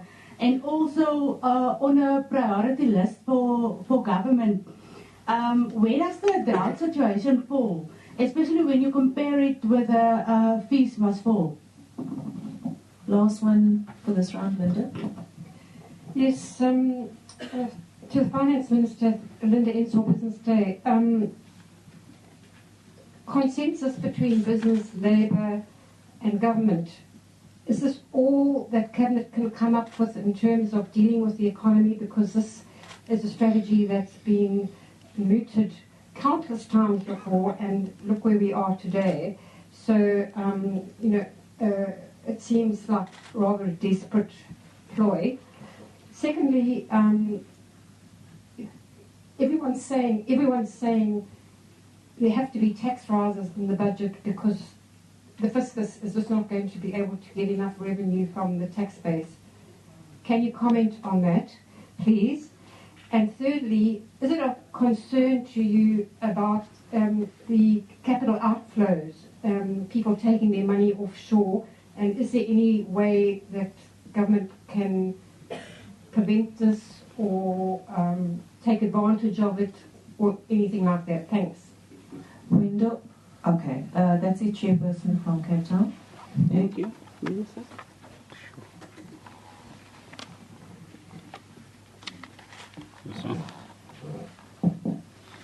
Well, good morning to all of you, both in Pretoria and in Cape Town. Thank you for your questions. Some of them are, of course, budget related, so colleagues like Linda Ensor, who've been around a long time, and Paul, would know that there's limitations on what we can say. But let me firstly make it clear, as Minister Hadebe's statement on behalf of Cabinet does make clear, that as government we take the current economic environment globally and in South Africa very seriously. Secondly, we, as one of the opinion column writers in a business newspaper yesterday said, I think we need to explain to South Africans that the globe, that is the world, finds itself in an extraordinarily difficult environment. There are even suggestions about this kind of environment lasting for longer than just a short period, which could create immense difficulties for all of us at the end of the day. Secondly, we must also take our minds back to 2013, when Mr. Bernanke, the then chairman of the Federal Reserve in the United States, merely made a statement that he would begin to decrease the quantitative easing measures that the Federal Reserve had taken. And that resulted, as some of you might remember, in a taper tantrum, as it was then called. And again, the emerging markets were the objects of attention at that point in time.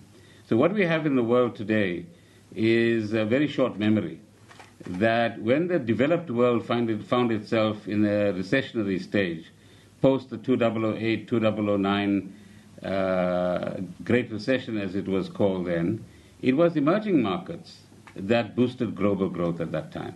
It was emerging markets like China, Brazil, Indonesia, that made a huge contribution to ensuring that the globe didn't fall into recession.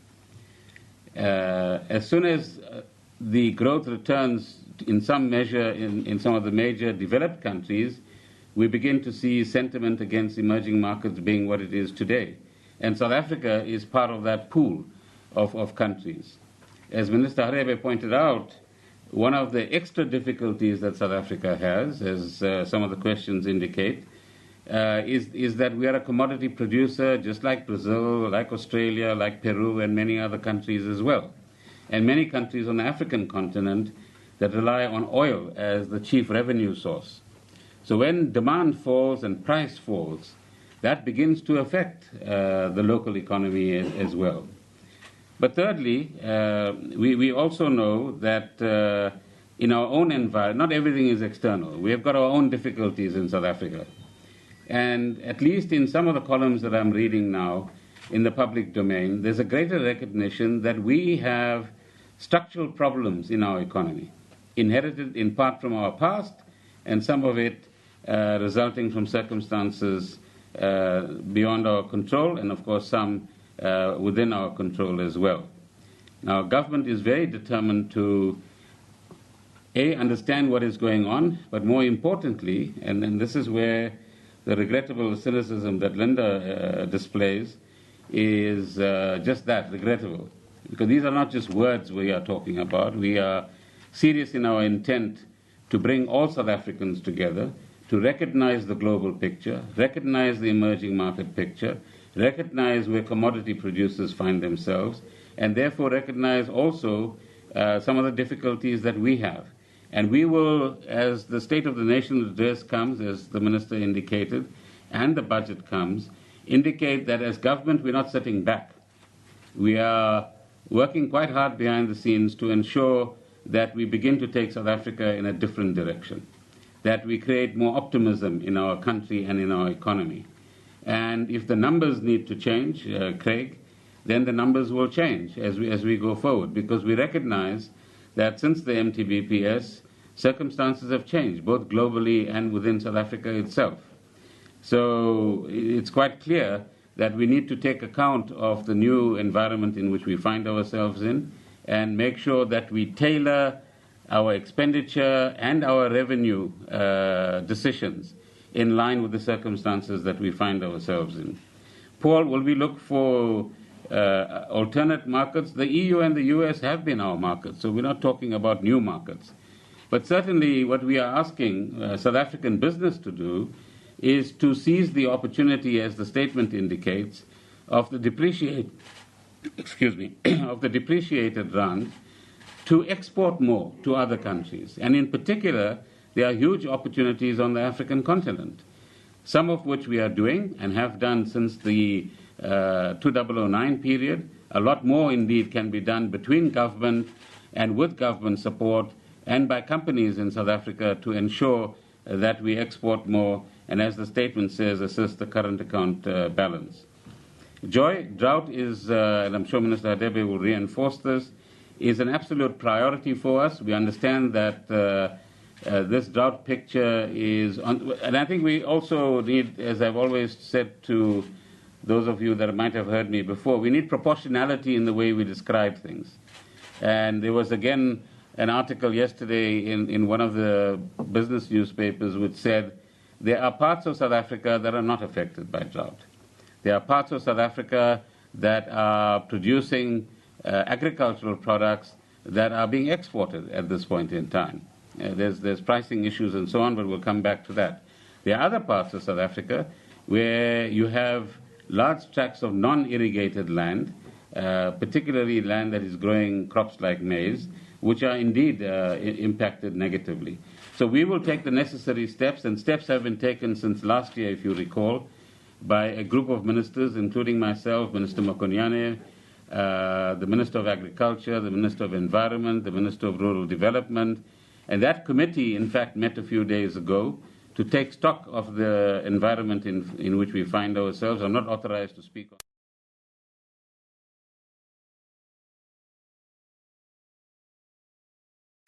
Take this very seriously, and it's an important priority. I've addressed the question of consensus between Labour, business, and government, but it is definitely not a so-called desperate ploy.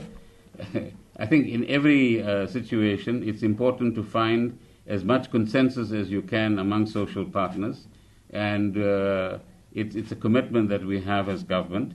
But what is important in such a venture is that all of our partners come to the table as well, and not just say what I can get from you, but what is it that I can contribute in order to place South Africa in a better position. So all 55 million people within our country can be beneficiaries of that process. You've also mentioned the issue of tax rises, but as I said, these are budget-related issues, and I'm a new old boy on the block, so to speak, so I'm still thinking through some of these things with my colleagues. On the issue of capital outflows, I think we haven't reached a point at this stage. You say South Africans are taking out money. So let me say to our South African citizens that you do not have to panic. You do not have to be anxious about our environment. I can assure you on behalf of government that we will do everything possible to stabilize our economy, to ensure, as we said on the 15th of December, that we manage our fiscus in a responsible way, and Minister Hadebe pointed that out as well, and that we want to stabilize the situation in our country so that we can get back to creating an environment for inclusive growth and job creation, and South Africans can begin to be more entrepreneurial so that we can create more jobs, particularly for young people as well. Thank you, Minister. I think we start here. I think I saw Tsepwa at the back. And then it will be Tsepwa. I'm Tsepwa from the SABC. Compliments to all the ministers and Mrs. Pumla.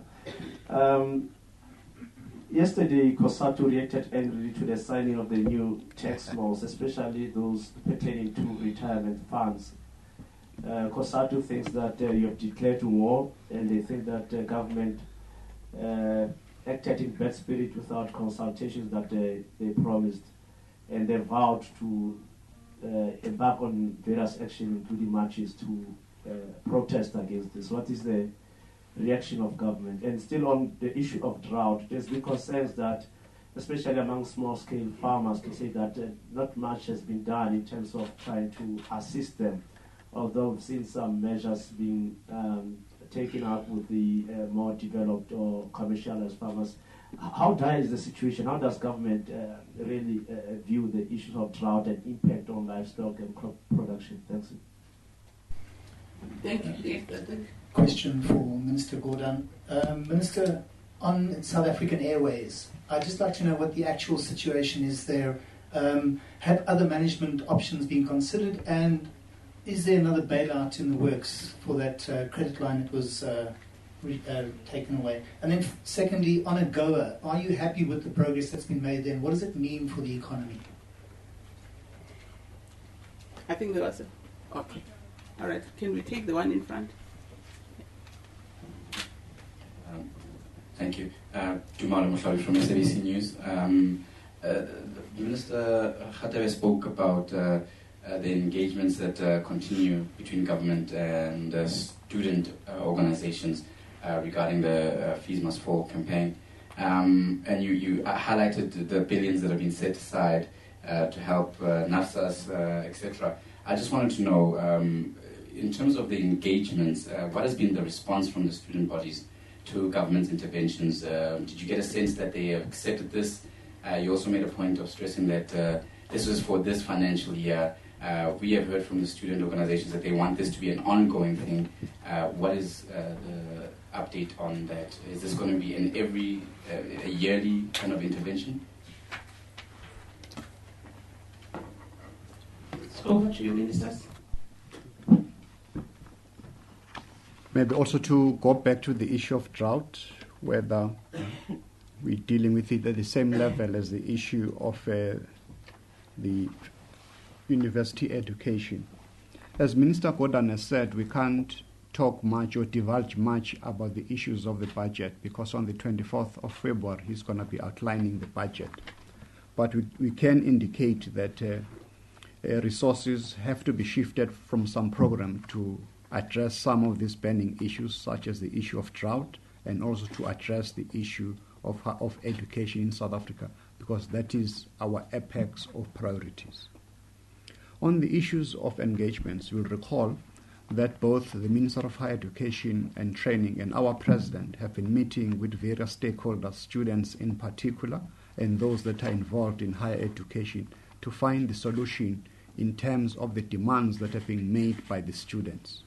And this has led to government taking a decision to fund what the protesters demand, which I've just highlighted, and the Minister of Higher Education emphasized this morning and also in his press statement on Tuesday. We have also indicated that the President probably today will be announcing the commission to look into some of those long-term issues that affect higher education. So to answer your question directly, in terms of the demands that the students have made since October of 2015, that have been addressed in order to address the 2016-17 financial year. I do understand as well that this afternoon the Minister of Higher Education and Training is meeting with all SRCs, Student Representative Councils, in order to deal with whatever matters that they want to bring forward. So that's why we are calling upon all stakeholders, in particular students, to ensure that these demands that they've outlined, government has addressed them. So let's look forward to a good academic year this year. Thank you, Ministers. I think we'll take just one round in Cape Town and one round here. No, still. Sorry, Minister. Is it finished? No, I don't think they want any more rounds. Should be okay. On the pensions question, let me state the following. The first is that these laws that were signed by the President in the last day or two had a number of aspects. I'm not on top of all of that. As I said, I'm a new old boy on the block. But essentially, the pension provisions is about the welfare of workers as they get to retirement age. It is about encouraging savings in our economy, but also creating a culture of savings amongst our families, whether it is for education, whether it is for buying a house, whether it is for purposes of having a decent retirement when you get to that particular age, with ideally not too much of reliance on the state, because the state has limited capacity in this particular regard. Secondly, we have every respect for the fact that workers in South Africa had a long struggle to win their rights, to create provident funds, for example. And we respect that history. We respect that effort that they've put in to earn their rights. And in that sense, provident funds represent an important milestone, but also an important symbol for victories that workers have won during very difficult years, pre-1994 in our country. I think what we are trying to do through the legislation is to now equalize the conditions that apply between pension funds and provident funds.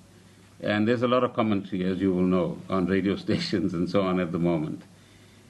There are benefits that accrue to workers as a result of the new dispensation, particularly in relation to getting tax breaks if they contribute to pension funds, which they didn't get in the same form in the provident funds.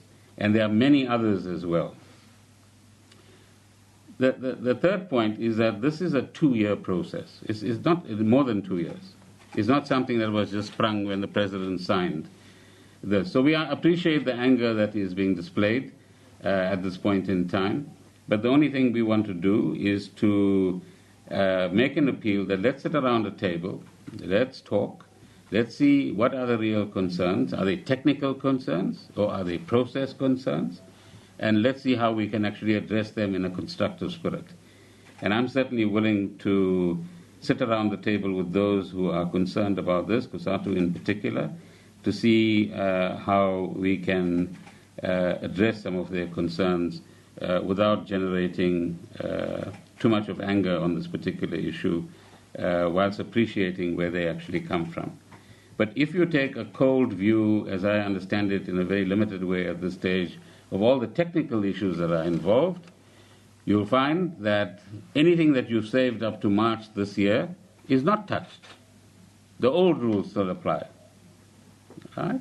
So we need a campaign in South Africa to be further reinforced in addition to the work that we are doing at the moment, and financial services firms and NGOs and others might be doing, and indeed the media importantly as well, to explain to workers that any savings that they have up to March this year are not affected by the new legislation. Secondly, there's a threshold. You need to have X amount, I forget what the amount is, but in your pension fund, and that for most workers will take anything between 5 and 15 years to accumulate before these new regulations actually kick in. So it's not as if on the 1st of April everybody is going to be affected by this issue as well. Right? And thirdly, as I said, there are benefits. Firstly, in relation to the tax issues. Secondly, in trying to ensure that all South Africans, ideally, or as many as possible, actually have saved enough in order to enjoy a proper and dignified retirement when they get to that particular point of the age. Now, some of you might be looking at the two of us and asking us, now, when are you guys going to retire? But we'll leave that for another time. On SAA, let me say the following. The word bailout is used too loosely. I think it's a lot more complicated than bailout. And I think we have a responsibility collectively to actually explain that, A, our objective is to stabilize the airline and that company. B, is to ensure that the company returns to some form of profitability in whatever way that is actually possible. Some work has already been done in that regard. More work needs to be done in that regard. 3, SAA mustn't be a liability to the fiscus. Ideally, in as short a time as possible, it must learn to stand on its own 2 feet. And that doesn't just apply to SAA. It applies to all state-owned companies. Their reliance on the fiscus in the coming period is something that we're going to give a great deal of attention to. They must stand on their own feet, and in fact, they must pay dividends to the state. Right? So rather than asking for bailouts, pay dividends to the state because they are running efficient businesses, which is absolutely crucial. The 4th point is that SAA has a 2 billion rand guarantee from government. In other words, it's got space to borrow. Right? And it hasn't used all of that 2 billion rands guarantee. The 5th point is that in order to borrow, SAA must inspire confidence in its ability to run the show and to show that they have an efficient management team and a board that actually functions, and that they have a clear goal that in X years' time, shorter than 5 years hopefully, they will return to profitability as far as the SAA as a business is actually concerned. So in that regard, I know that we've now dealt with the so-called 320, 330 swap issue in December. We, as the Treasury, are working with the SAA team to ensure that they manage their cash properly, so they do not get into cash flow difficulties. That happens on a weekly basis, where teams from the Treasury and SAA meet and discuss these issues and see what measures need to be taken in order to make them cash sufficient at every point in time. And thirdly, there are the more medium-term issues that I've mentioned. Returning to profitability, completing its so-called turnaround strategy, and ensuring the right kind of governance and management and efficiency within the airline itself. So that's where we are going as far as SAA is concerned. Thank you. Thank you. Minister, as I accepted, we'll take one round in Cape Town and one round here. So we'll start with Cape Town. Wendell? Minister Wendell from Reuters, Minister Godan. Is South Africa hovering on the brink of a recession, and do you feel that we have enough fiscal firepower to withstand us slipping into recession? The second question relates to the debate around inflation and growth. Now, accepting the independence of the South African Reserve Bank, one of its mandates is growth, but it's also indicated that it is in a rate hike increasing cycle. So are you meeting with SABC more regularly? How concerned are you that inflation will impact already anemic growth in South Africa? Thanks. Paul? Hi, Minister. Paul Vicchiati from Bloomberg. First of all, on the rand, Minister Gordon, do you think the rand is gone through or sort of far more devalued than it should be? The latest I see is about 16 rand 0.5777 to the dollar. So do you think it's undervalued? And then secondly, on nuclear, you say that the medium-term budget policy statements circumstances have changed. Can we see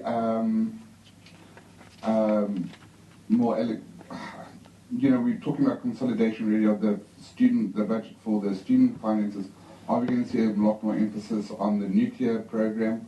If you can answer that, thanks. Linda's the last one. Okay. Minister, the elephant in the room with regard to confidence is our president, who every time he opens his mouth, we see the rand fall. Did the cabinet briefing yesterday discuss how to restore confidence after last month's disastrous decision with regard to the finance minister?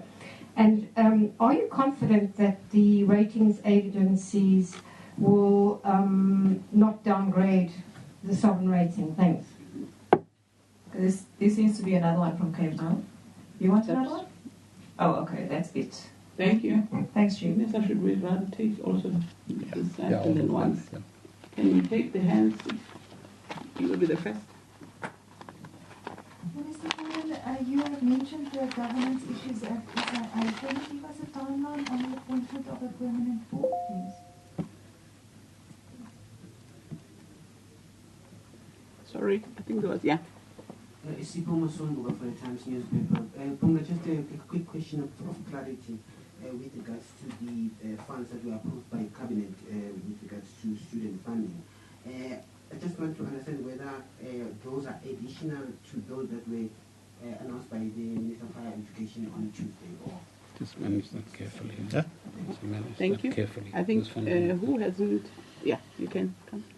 You want to go for it? Thanks, Good morning, Clary again from SABC News. Just on clarity again with the funds for students of higher education. In terms of the prioritizing of who will be granted financial aid in terms of the fees, how is this process going to be managed? How is it decided who qualifies? Because, I mean, you've mentioned a lot of billions being pumped to help nurses, but with this money as well, some commentators have noted it's not enough to cover everybody. And even with the students going out, there seems to be solidarity with everyone to be covered. So how are you going to make sure that the most deserving get, or is it just going to be a blanket approach? Thank you. Yes, Tsepo.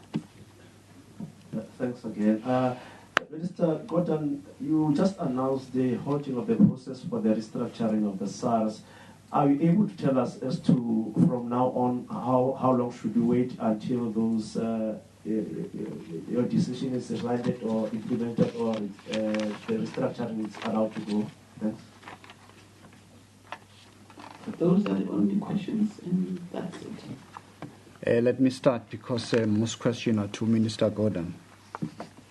On the issue of the funding for universities for this year, I think the point that has to be made is that the issue of education should not be seen as the government-only responsibility.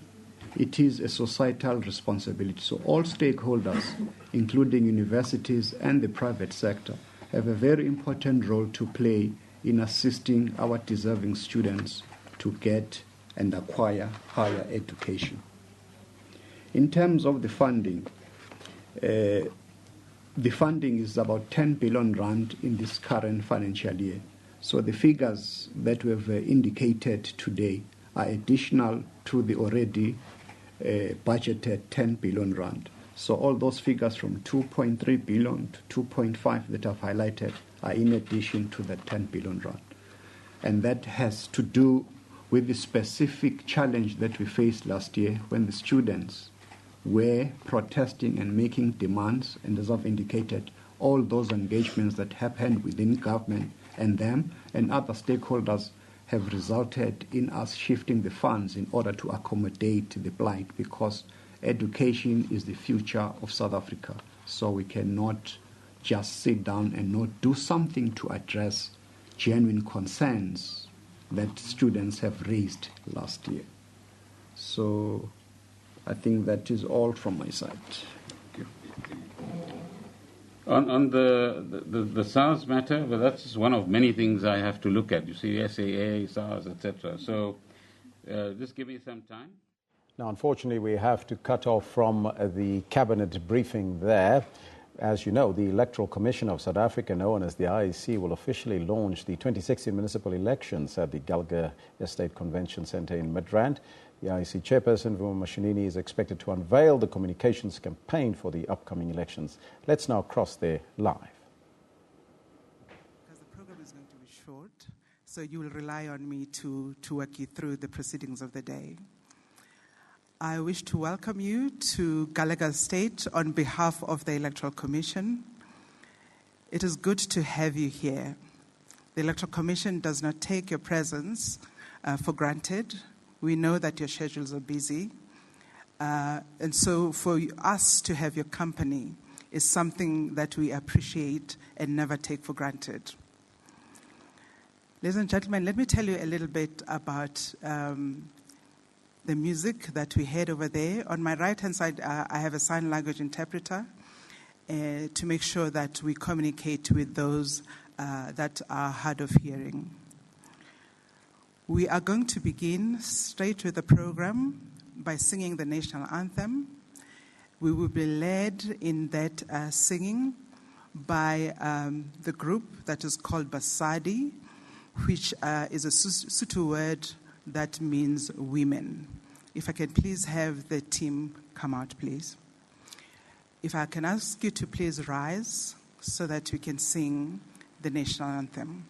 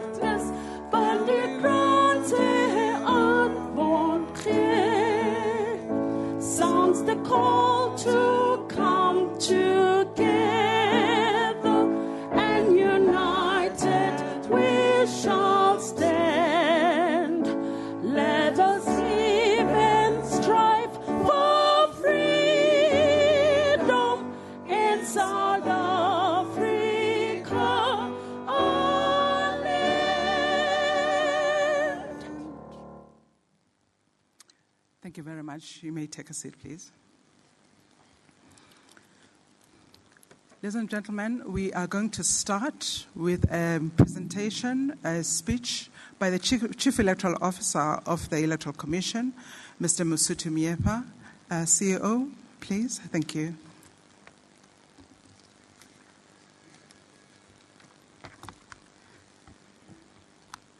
Thank you, Program Director, Dr. Masuku. Honorable Ministers and Deputy Ministers present here today, Commissioners of the Electoral Commission, members of the Diplomatic Corps, honorable leaders and representatives of political parties, members of constitutional institutions, members of public sector institutions, members of the judiciary, representatives of national and provincial governments, members of SALGA and representatives of local government, members of civil society organizations present here today, representatives of trade unions, business leaders, international guests, members of the media, former leaders of the Electoral Commission, members of staff of the Electoral Commission, ladies and gentlemen, distinguished guests, fellow South Africans, and all registered and eligible voters, good morning to you. I want to thank you for joining us here today for the launch of the 2016 municipal elections. I should point out at the outset that this launch is in fact something of a misnomer, because the planning, preparations, and work to ensure the successful hosting of these elections has been underway within the Electoral Commission for many, many months. As long ago as the last quarter of 2014, we drew up our first detailed project plan for this year's elections, and since then, work has been progressing with ever-increasing intensity on the various aspects of this plan to bring us to today's launch of our public campaign and to ensure that all South African citizens are adequately informed, they are motivated, and they are equipped to participate in these elections. Ladies and gentlemen, let me take you through some of the work which has been going on for the past 15, 16 months to prepare us for today's proceedings.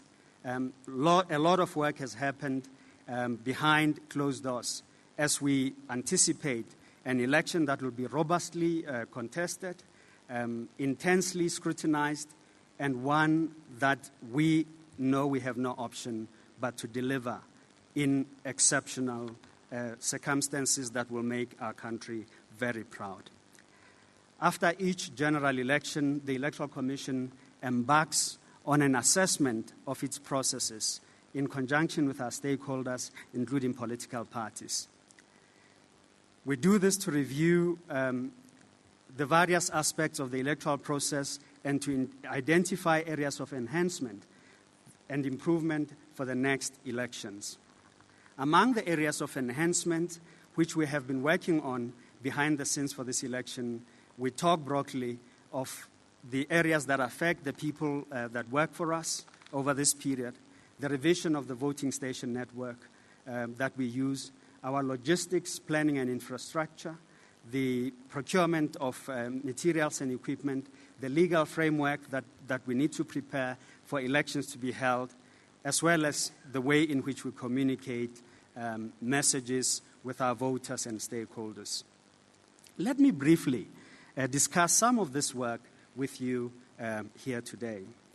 In respect of the revision of the voting district network, ladies and gentlemen, a key input into the preparations and planning for municipal elections in this process is, in fact, the municipal demarcation process that was undertaken by our colleagues at the Municipal Demarcation Board.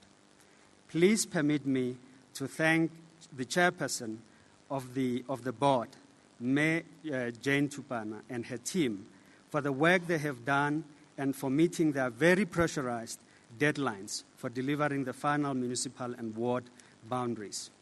The MDB, thank you very much. The MDB process did not only review ward boundaries, it has also reconfigured the municipal landscape in our country significantly.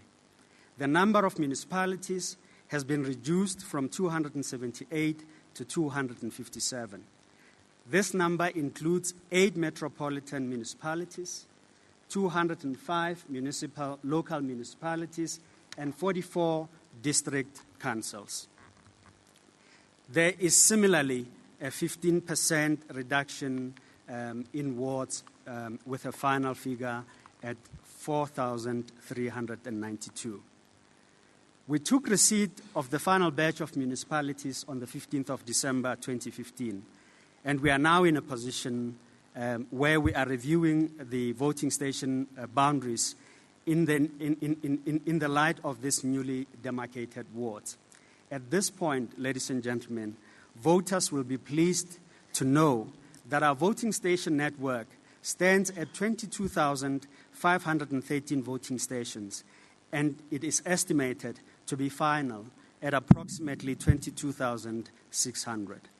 This represents a significant improvement in terms of access to voting station by voters and compares favorably with the 20,859 voting stations that we had for the 2011 municipal elections.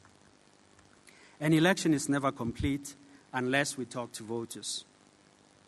The Electoral Commission has already undertaken an initiative to visit and inform voters who have been affected by changes in ward boundaries and how these changes will be impacting on their registration with us.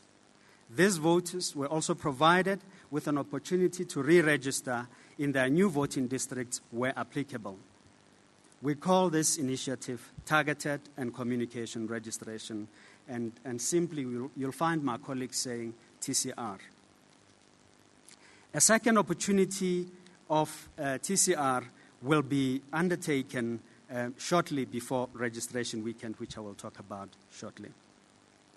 We have enjoyed enormous amount of support of communities and their leaders in TCR Phase 1 and look forward to even more support in TCR Phase 2, which we will undertake, as I've indicated.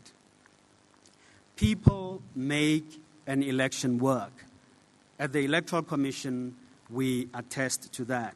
The recruitment and training of electoral officials is a critical aspect for any successful election in the nation.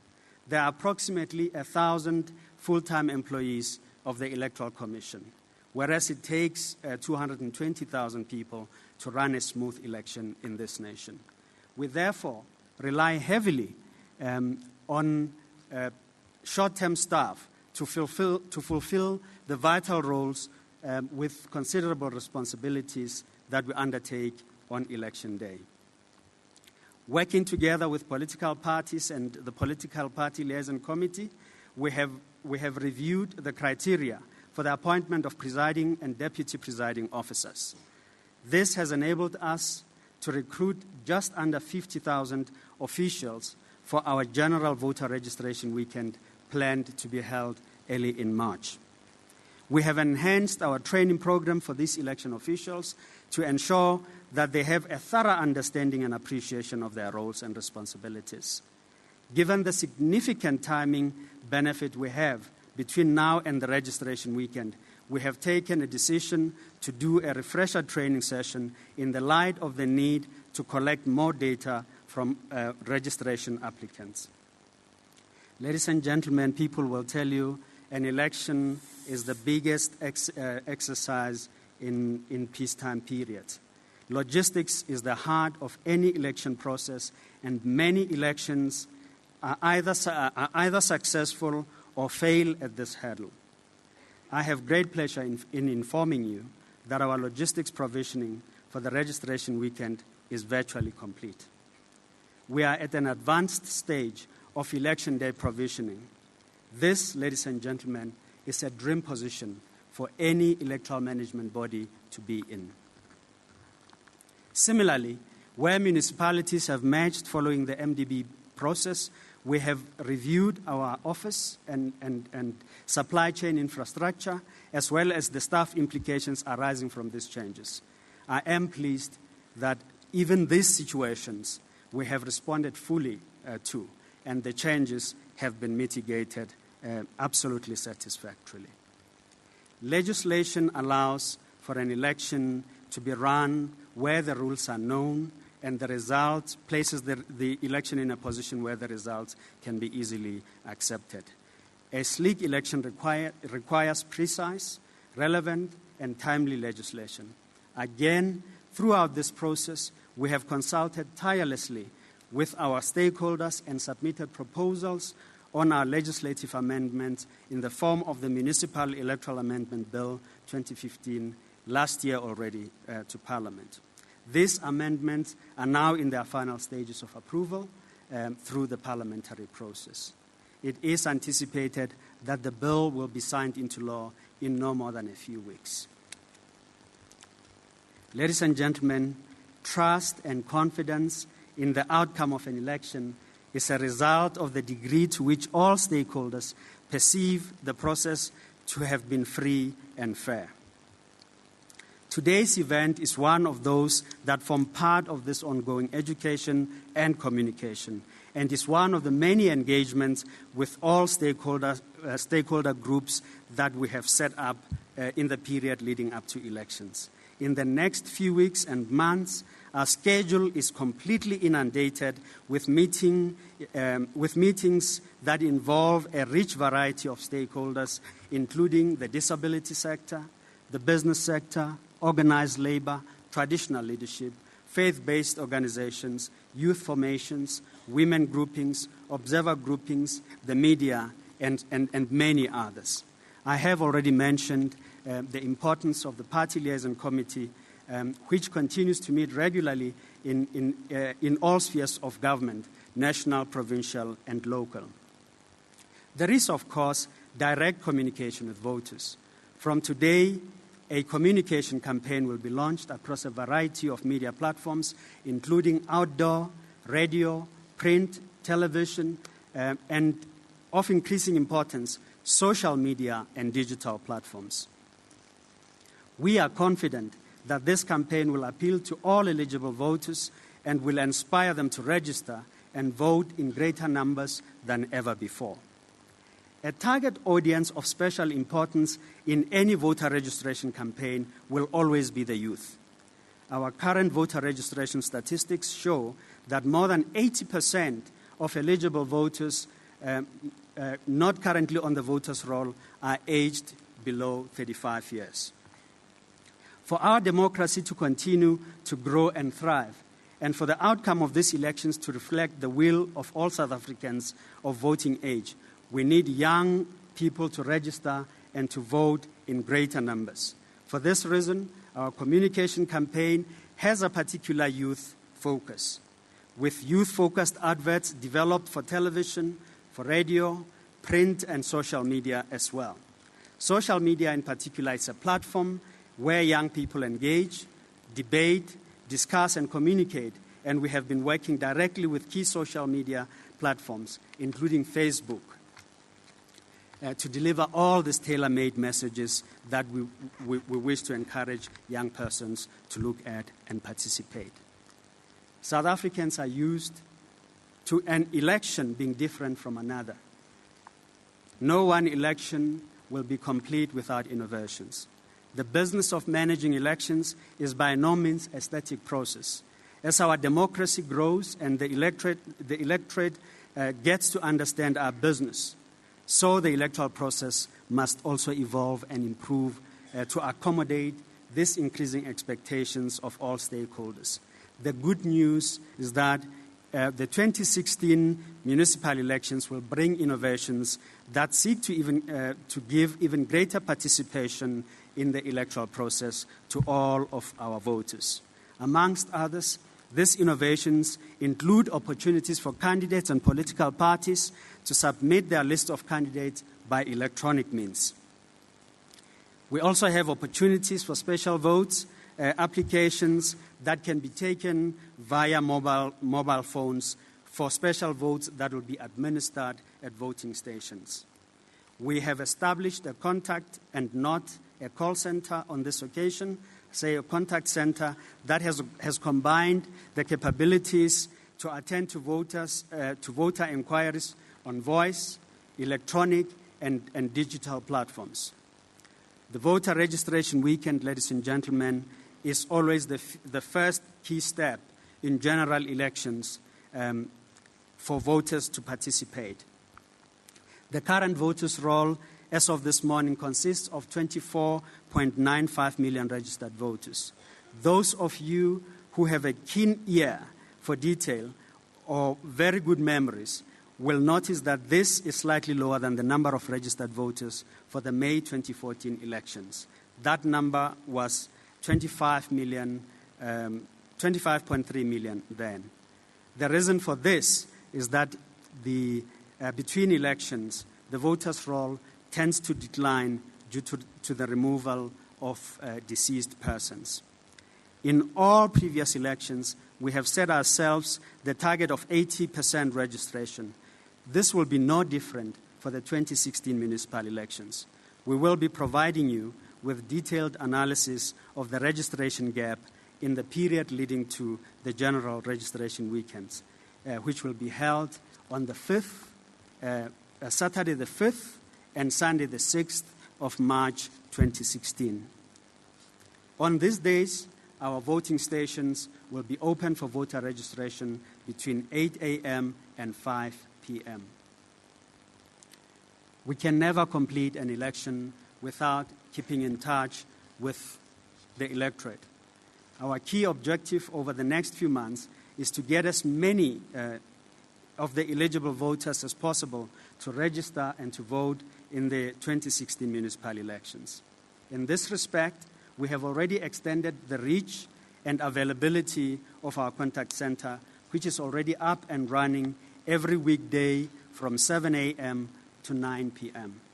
Besides the traditional 0800 11 8000 number, the contact center will also be available from Monday via Facebook and Twitter, and web chat via our website. Ladies and gentlemen, I know that the first thing you want to know is when that election date will be. And you have waited throughout my speech up to now to be disappointed. The proclamation of the municipal elections is the prerogative of the Minister for Cooperative Governance and Traditional Affairs, the Honourable Mr. David van Rooyen, after consultation with the Electoral Commission. We have been engaging with the Ministry and the Department extensively and are very grateful for their able partnership and engagements in this period. I am satisfied that we are well on track to holding the 2016 municipal elections. I am also satisfied that these elections we are going to hold will be free, they'll be fair, they'll be credible, and they will be smooth. And I know that sometime between May and August, these elections will become a reality. We have the people, we have the processes, we have the systems, we have the skills, we have the expertise, and most importantly, the passion and commitment to deliver on our mandate as contained in the Constitution. It will soon be in your hands. I thank you and wish you a good morning further.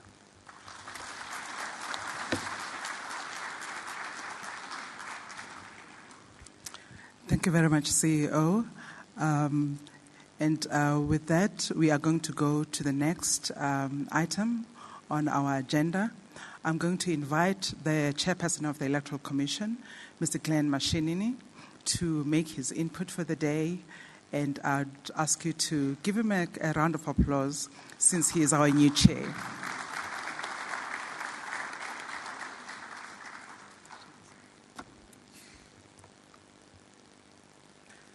Thank you, Program Director, Dr. Nomsa Masuku.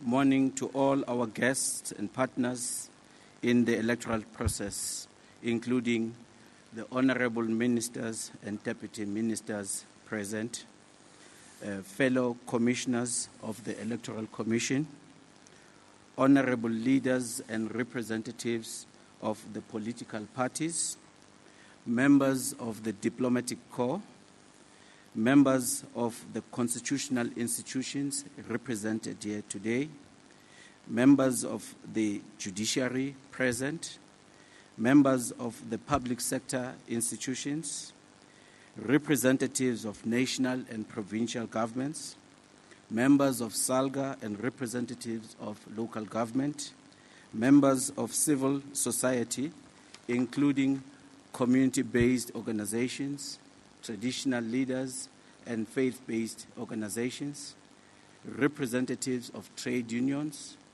business leaders, international guests, members of the Fourth Estate, our media, former leaders of the Electoral Commission present here with us, those we refer to as our elders who are here from the Electoral Commission, members of staff of the Electoral Commission, ladies and gentlemen, distinguished guests, fellow South Africans, and all our registered and eligible voters watching this program live.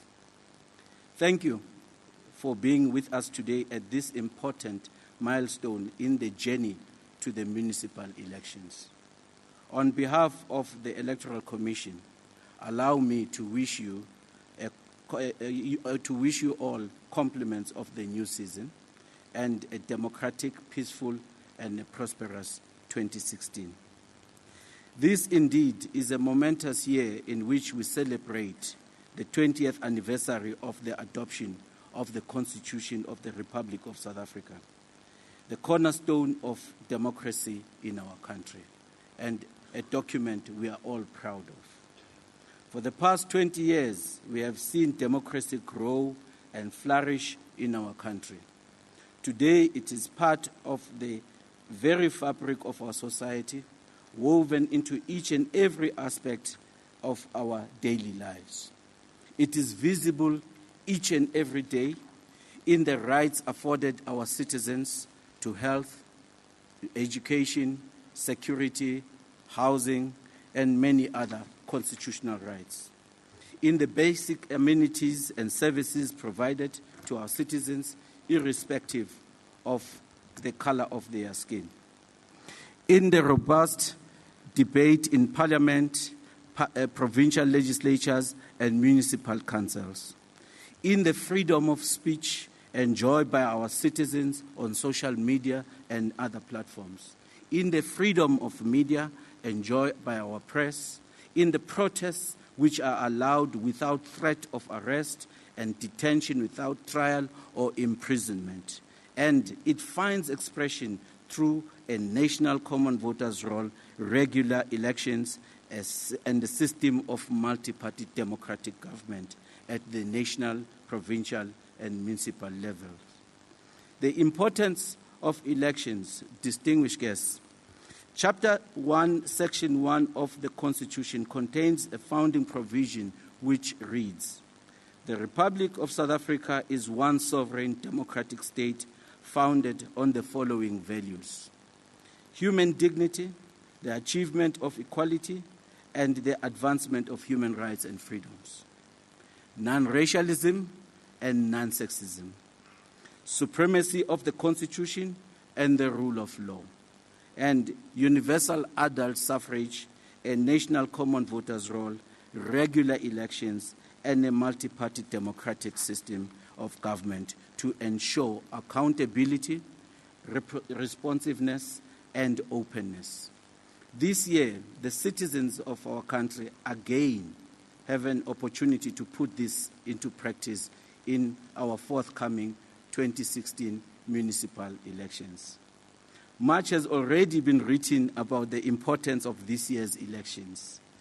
They are being billed by many as a test for the support for various political parties and formations.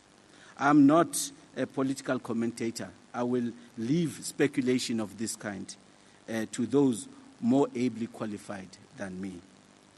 The elections are also being billed as a litmus test for Electoral Commission to see whether we can continue to deliver free and fair elections. This, indeed, is a litmus test for us, as every election has been since the dawn of democracy in this country. The Electoral Commission did not build its reputation for excellence, integrity, and credibility in one single electoral event. It started that journey in 1994 and continued upon that success in each and every subsequent election in 1999, in 2000, in 2004, in 2006, in 2011, and in the recent elections of 2014. As well as in the hundreds of by-elections which we have been holding every year since the inception of our democracy. We will be tested again in by-elections next week and again next month This includes the Tlokwe elections, Abaqulusi, Oudtshoorn, and many other up-and-coming elections before we get into the municipal elections 2015. Once more, our ability to manage free and fair election with integrity, professionalism, and efficiency will be tested in the municipal elections of 2016. As the Commission, we strongly believe for democracy to thrive and grow requires constant focus and attention to detail. This requires constant improvement and enhancement of our policies, our systems, and our people. As we've always said, the devil is in the detail. Distinguished guests, the Commission is seized with making sure that we leave no stone unturned as we prepare to meet this challenge.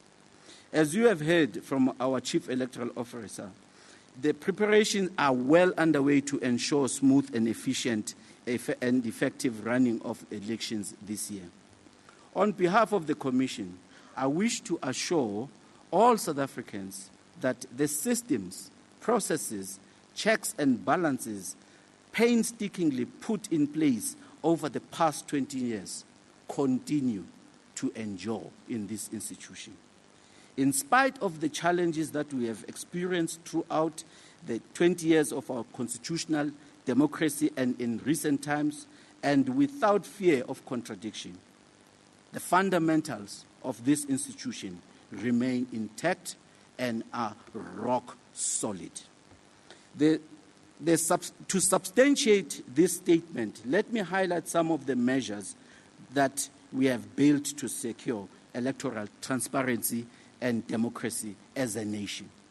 Firstly, we have a strong legislative foundation which entails the following: clearly defined and published legislative provisions and regulations governing every aspect of the electoral process.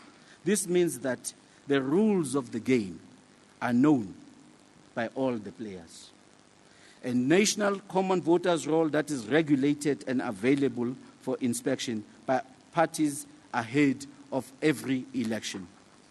A transparent and published code of conduct for political parties to govern the conduct during elections. And a mandatory code of conduct for all election officials, which emphasizes the crucial importance of integrity and impartiality. Secondly, we have a collaborative and partnership approach which is outstanding by any world standards, in which we work closely with key stakeholders in planning and in running of elections. This includes, firstly, working with state agencies and institutions. Further, there is a continuous engagement and consulting with all political parties at national, provincial, and local and municipal levels, in which they are kept informed of all aspects of election preparation and implementation, and where they are able to provide inputs into the process. These include, among others, agreeing to clear guidelines and criteria for the recruitment and training of all electoral staff. Secondly, it also involves transparency in the process of appointing presiding officers, including endorsement of these appointments by party liaison committees. Encouraging political parties to have 2 agents at every voting station to observe the entire voting and counting process, and allowing international and domestic observers access to the voting station, as well as unrestricted access by the media. Thirdly, we have a very robust system and processes to ensure the highest standards of integrity of our results. These entail, among others, when result slips are completed for each voting station after counting, these slips are countersigned by election officials and party agents. As result system that is certified by We have a result system that is certified by independent auditors from reputable international auditing firm, and their unqualified audit opinion provided to all the political parties.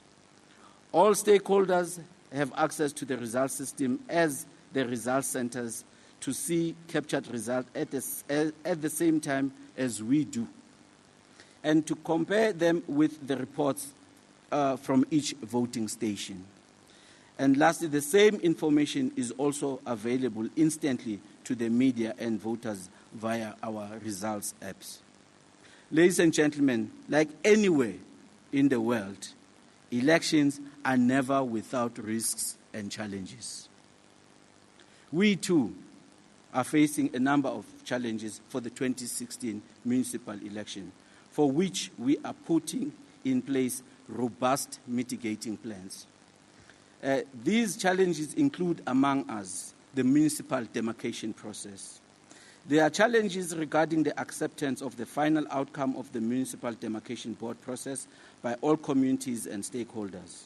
As we know, this process has only very recently been concluded, and there are areas that are still to respond, and in some instances, there are matters before our courts.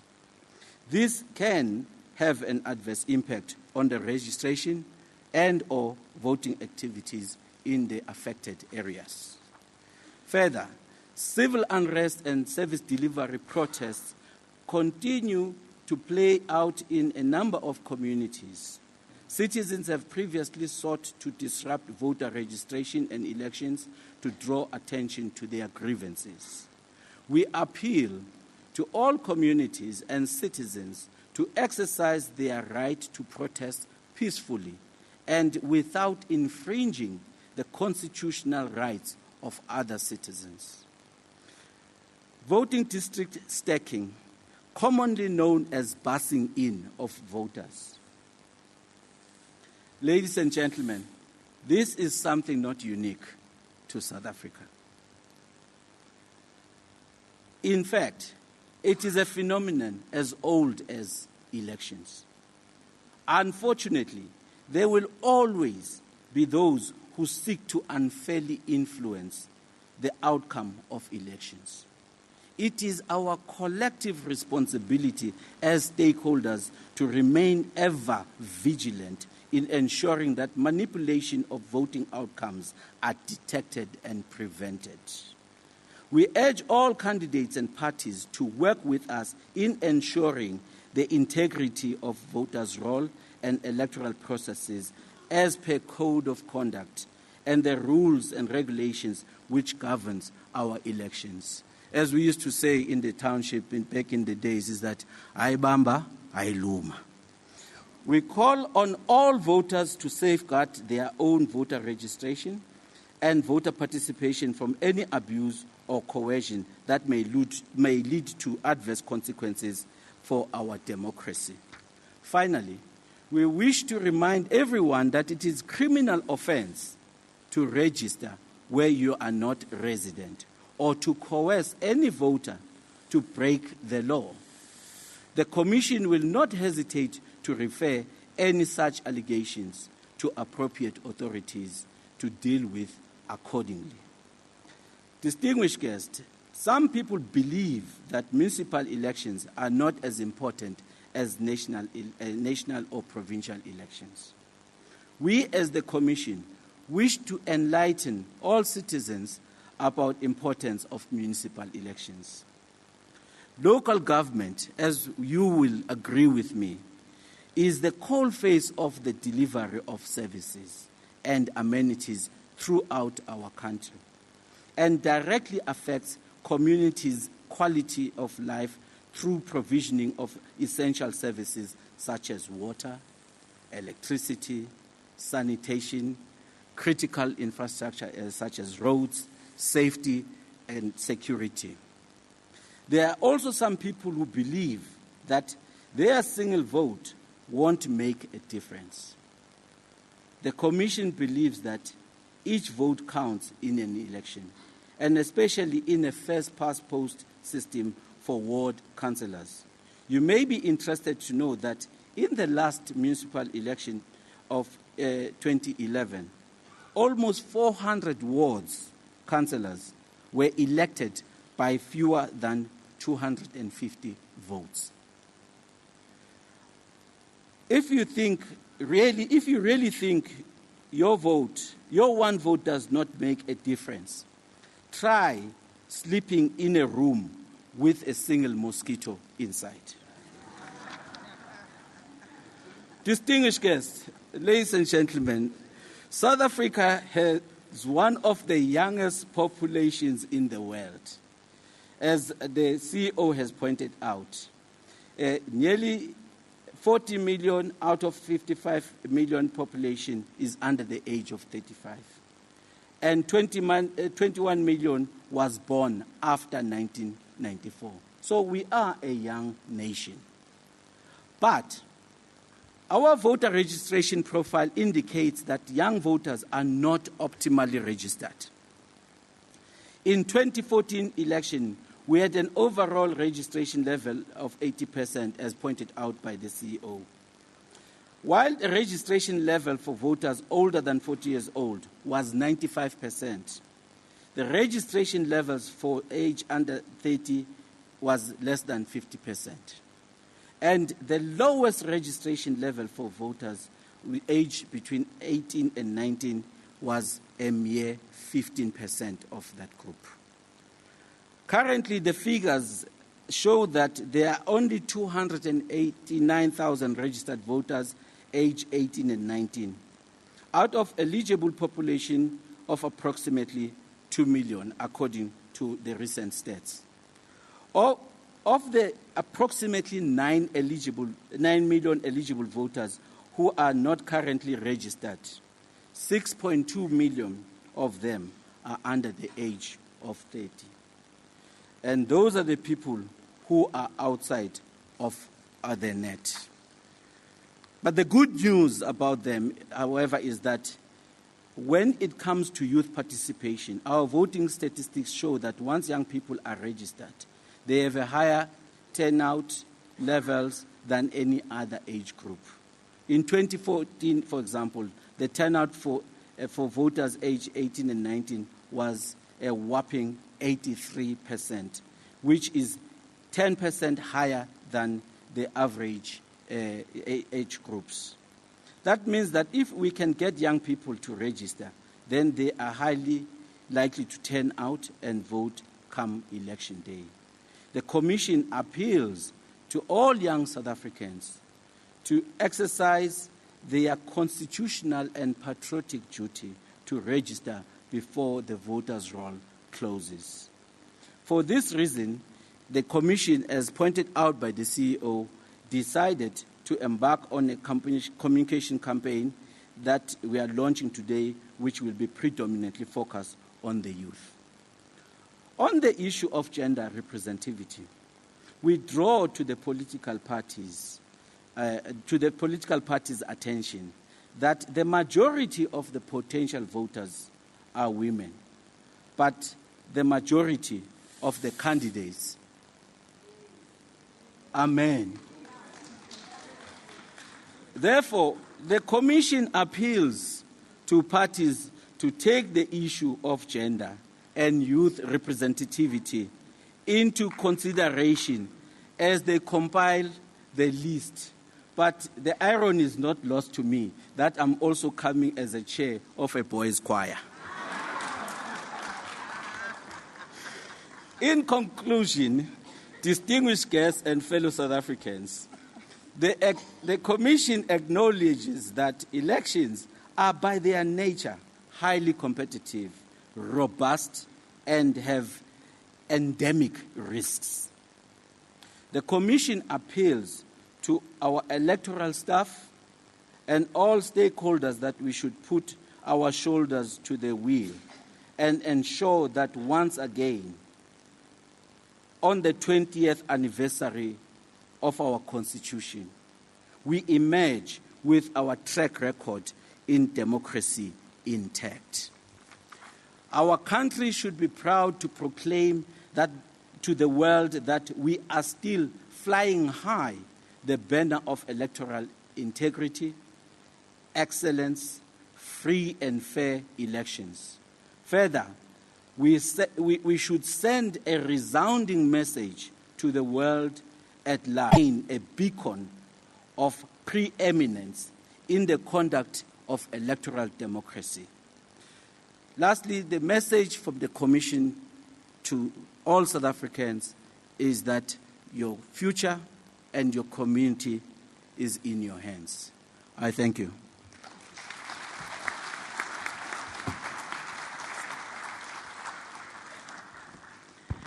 Thank you very much, Chair. Ladies and gentlemen, at this point in time, if I could sing, I would do so. However, we are all gifted differently, and singing is not one of my strong points. I'd like to introduce a beautiful presence here. Her name is called Natalie Mulibatsi, and she is going to sing for you a little bit. Welcome, Natalie. And Natalie, can you please come to the fore, please?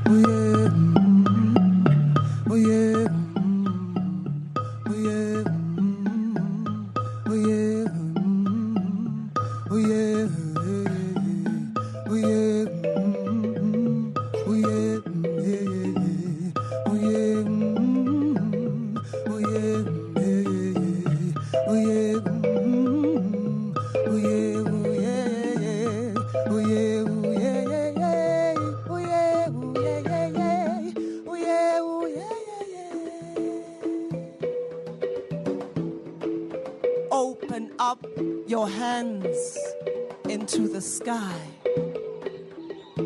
Open up your hand and mark a path that tomorrow would want to walk on. See the song that is written in the palm of your hand. It is a song of liberation. Open up your hand. Let it walk. Let it touch. Let it feel. Let it hold. Let it walk and work a dream. Let your hand mold a dream into being. And then look hard into your hands. Look long into your hand until they become a mirror, your hands, in which the future will see its face. This is a generation woven by these very hands.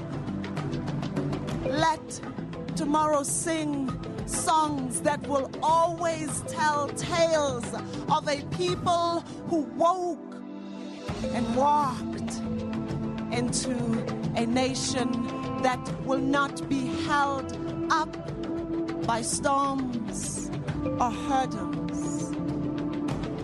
You and your hands are the mending season. Your hands are the comforting reason that will shake off the sorrow. Your hands are a destiny and a vision that is unblurred, that you lift you up into the moon that will guide us as direction. Listen, I want to pour a poem and a wish and a thought into the open palms of your rhythm. I want to join you as you knit a tapestry with your hands, and then we rise like the sun does. We, the people who will hold a hand when another hand reaches out, when another hand calls, when another hand reaches out, when another hand pleads, that we will wake and shape our own song. Let us dance into the bits that have brought us this far as we continue to weave our little bits into a tomorrow that wants to view them and you and us into their eyes. Today wants to speak of tomorrow, like yesterday has spoken of another time. Let us throw our hands into the hand of another time and another time. Let us style a mark and step into this or that other choice. Let us mark tomorrow's face and its voice, because today speaks only in the tongues of yesterday. Your voice will speak in the tongue of tomorrow.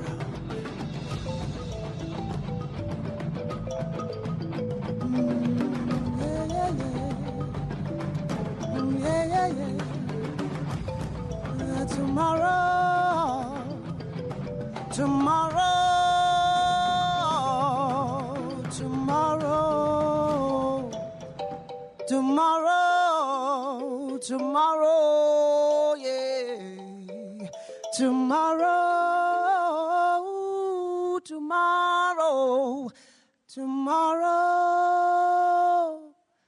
Tomorrow is in your hand.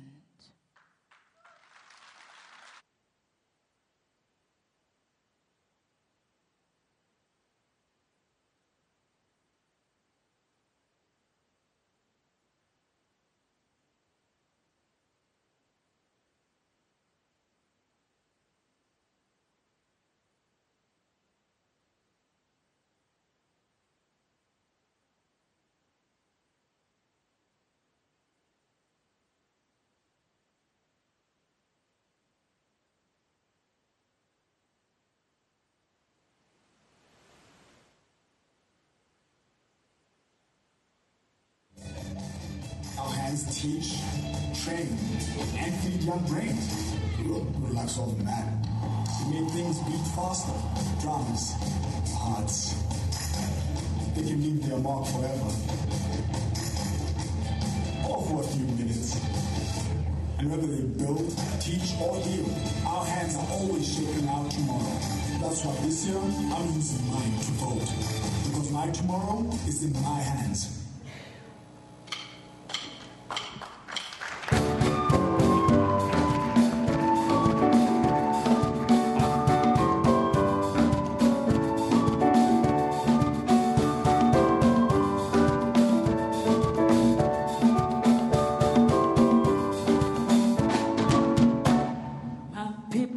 People, open your eye and answer the call of their drops. Frelimo, Frelimo, Samora Michelle, Samora Michelle, as one.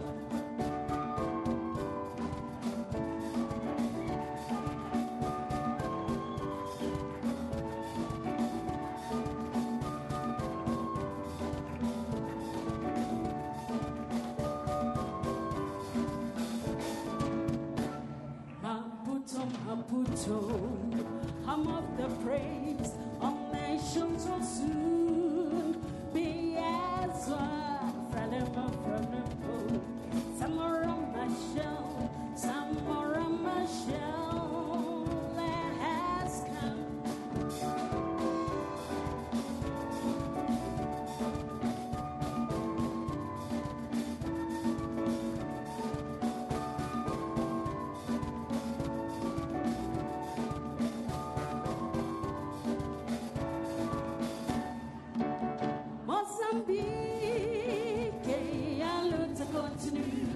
should all stand up. Can you all just go like this? Mozambique, I learned to continue. I learned to continue. I continue. In South Africa, I learned to continue. I learned to continue. I continue.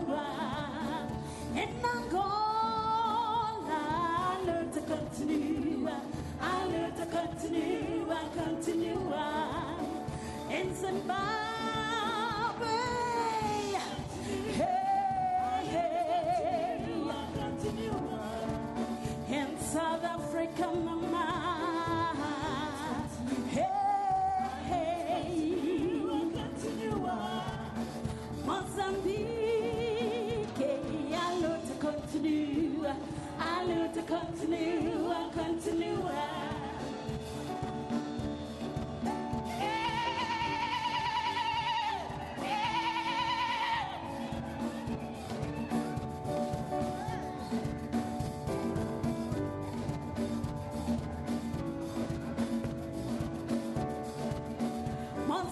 Mozambique, I learned to continue.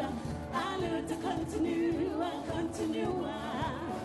In South Africa, I learned to continue. I learned to continue. I continue.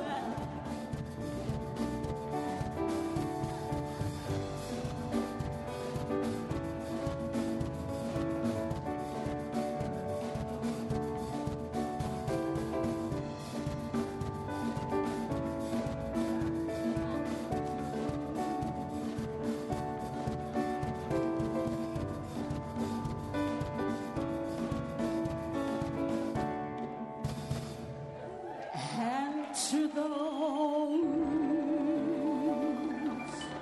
who has given the lives, praises to thee, husbands and wives, all thy children shall reap what they sow. In this continent is home.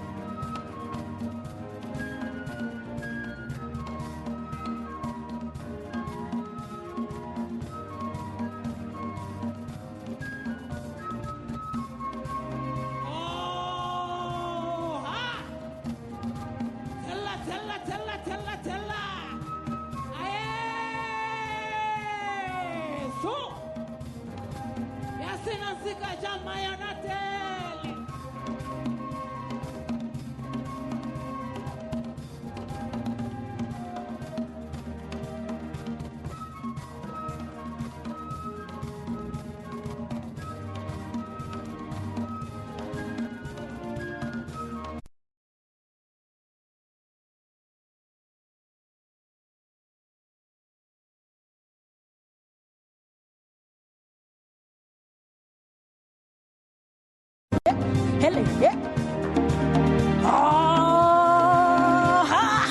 Utwa.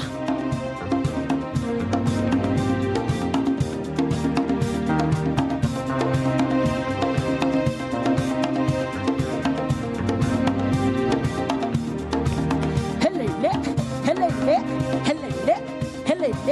Tella utwa. Shoshoilano akarile baola le botseng masopa ditete la isa lapeng a mma batho ba nna ba o dumela mokorotlo ba re gidi ka South Africa e tswetseng na utlwa e seng bona basadi women of jazz utlwa na wetsa utlwa.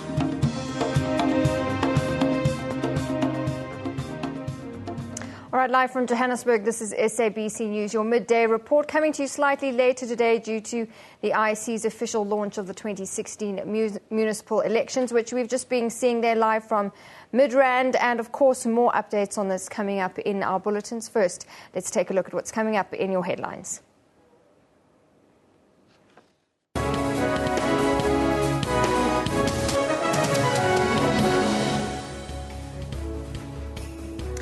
Finance Minister Pravin Gordhan reassures the country that the economy will not slip into recession.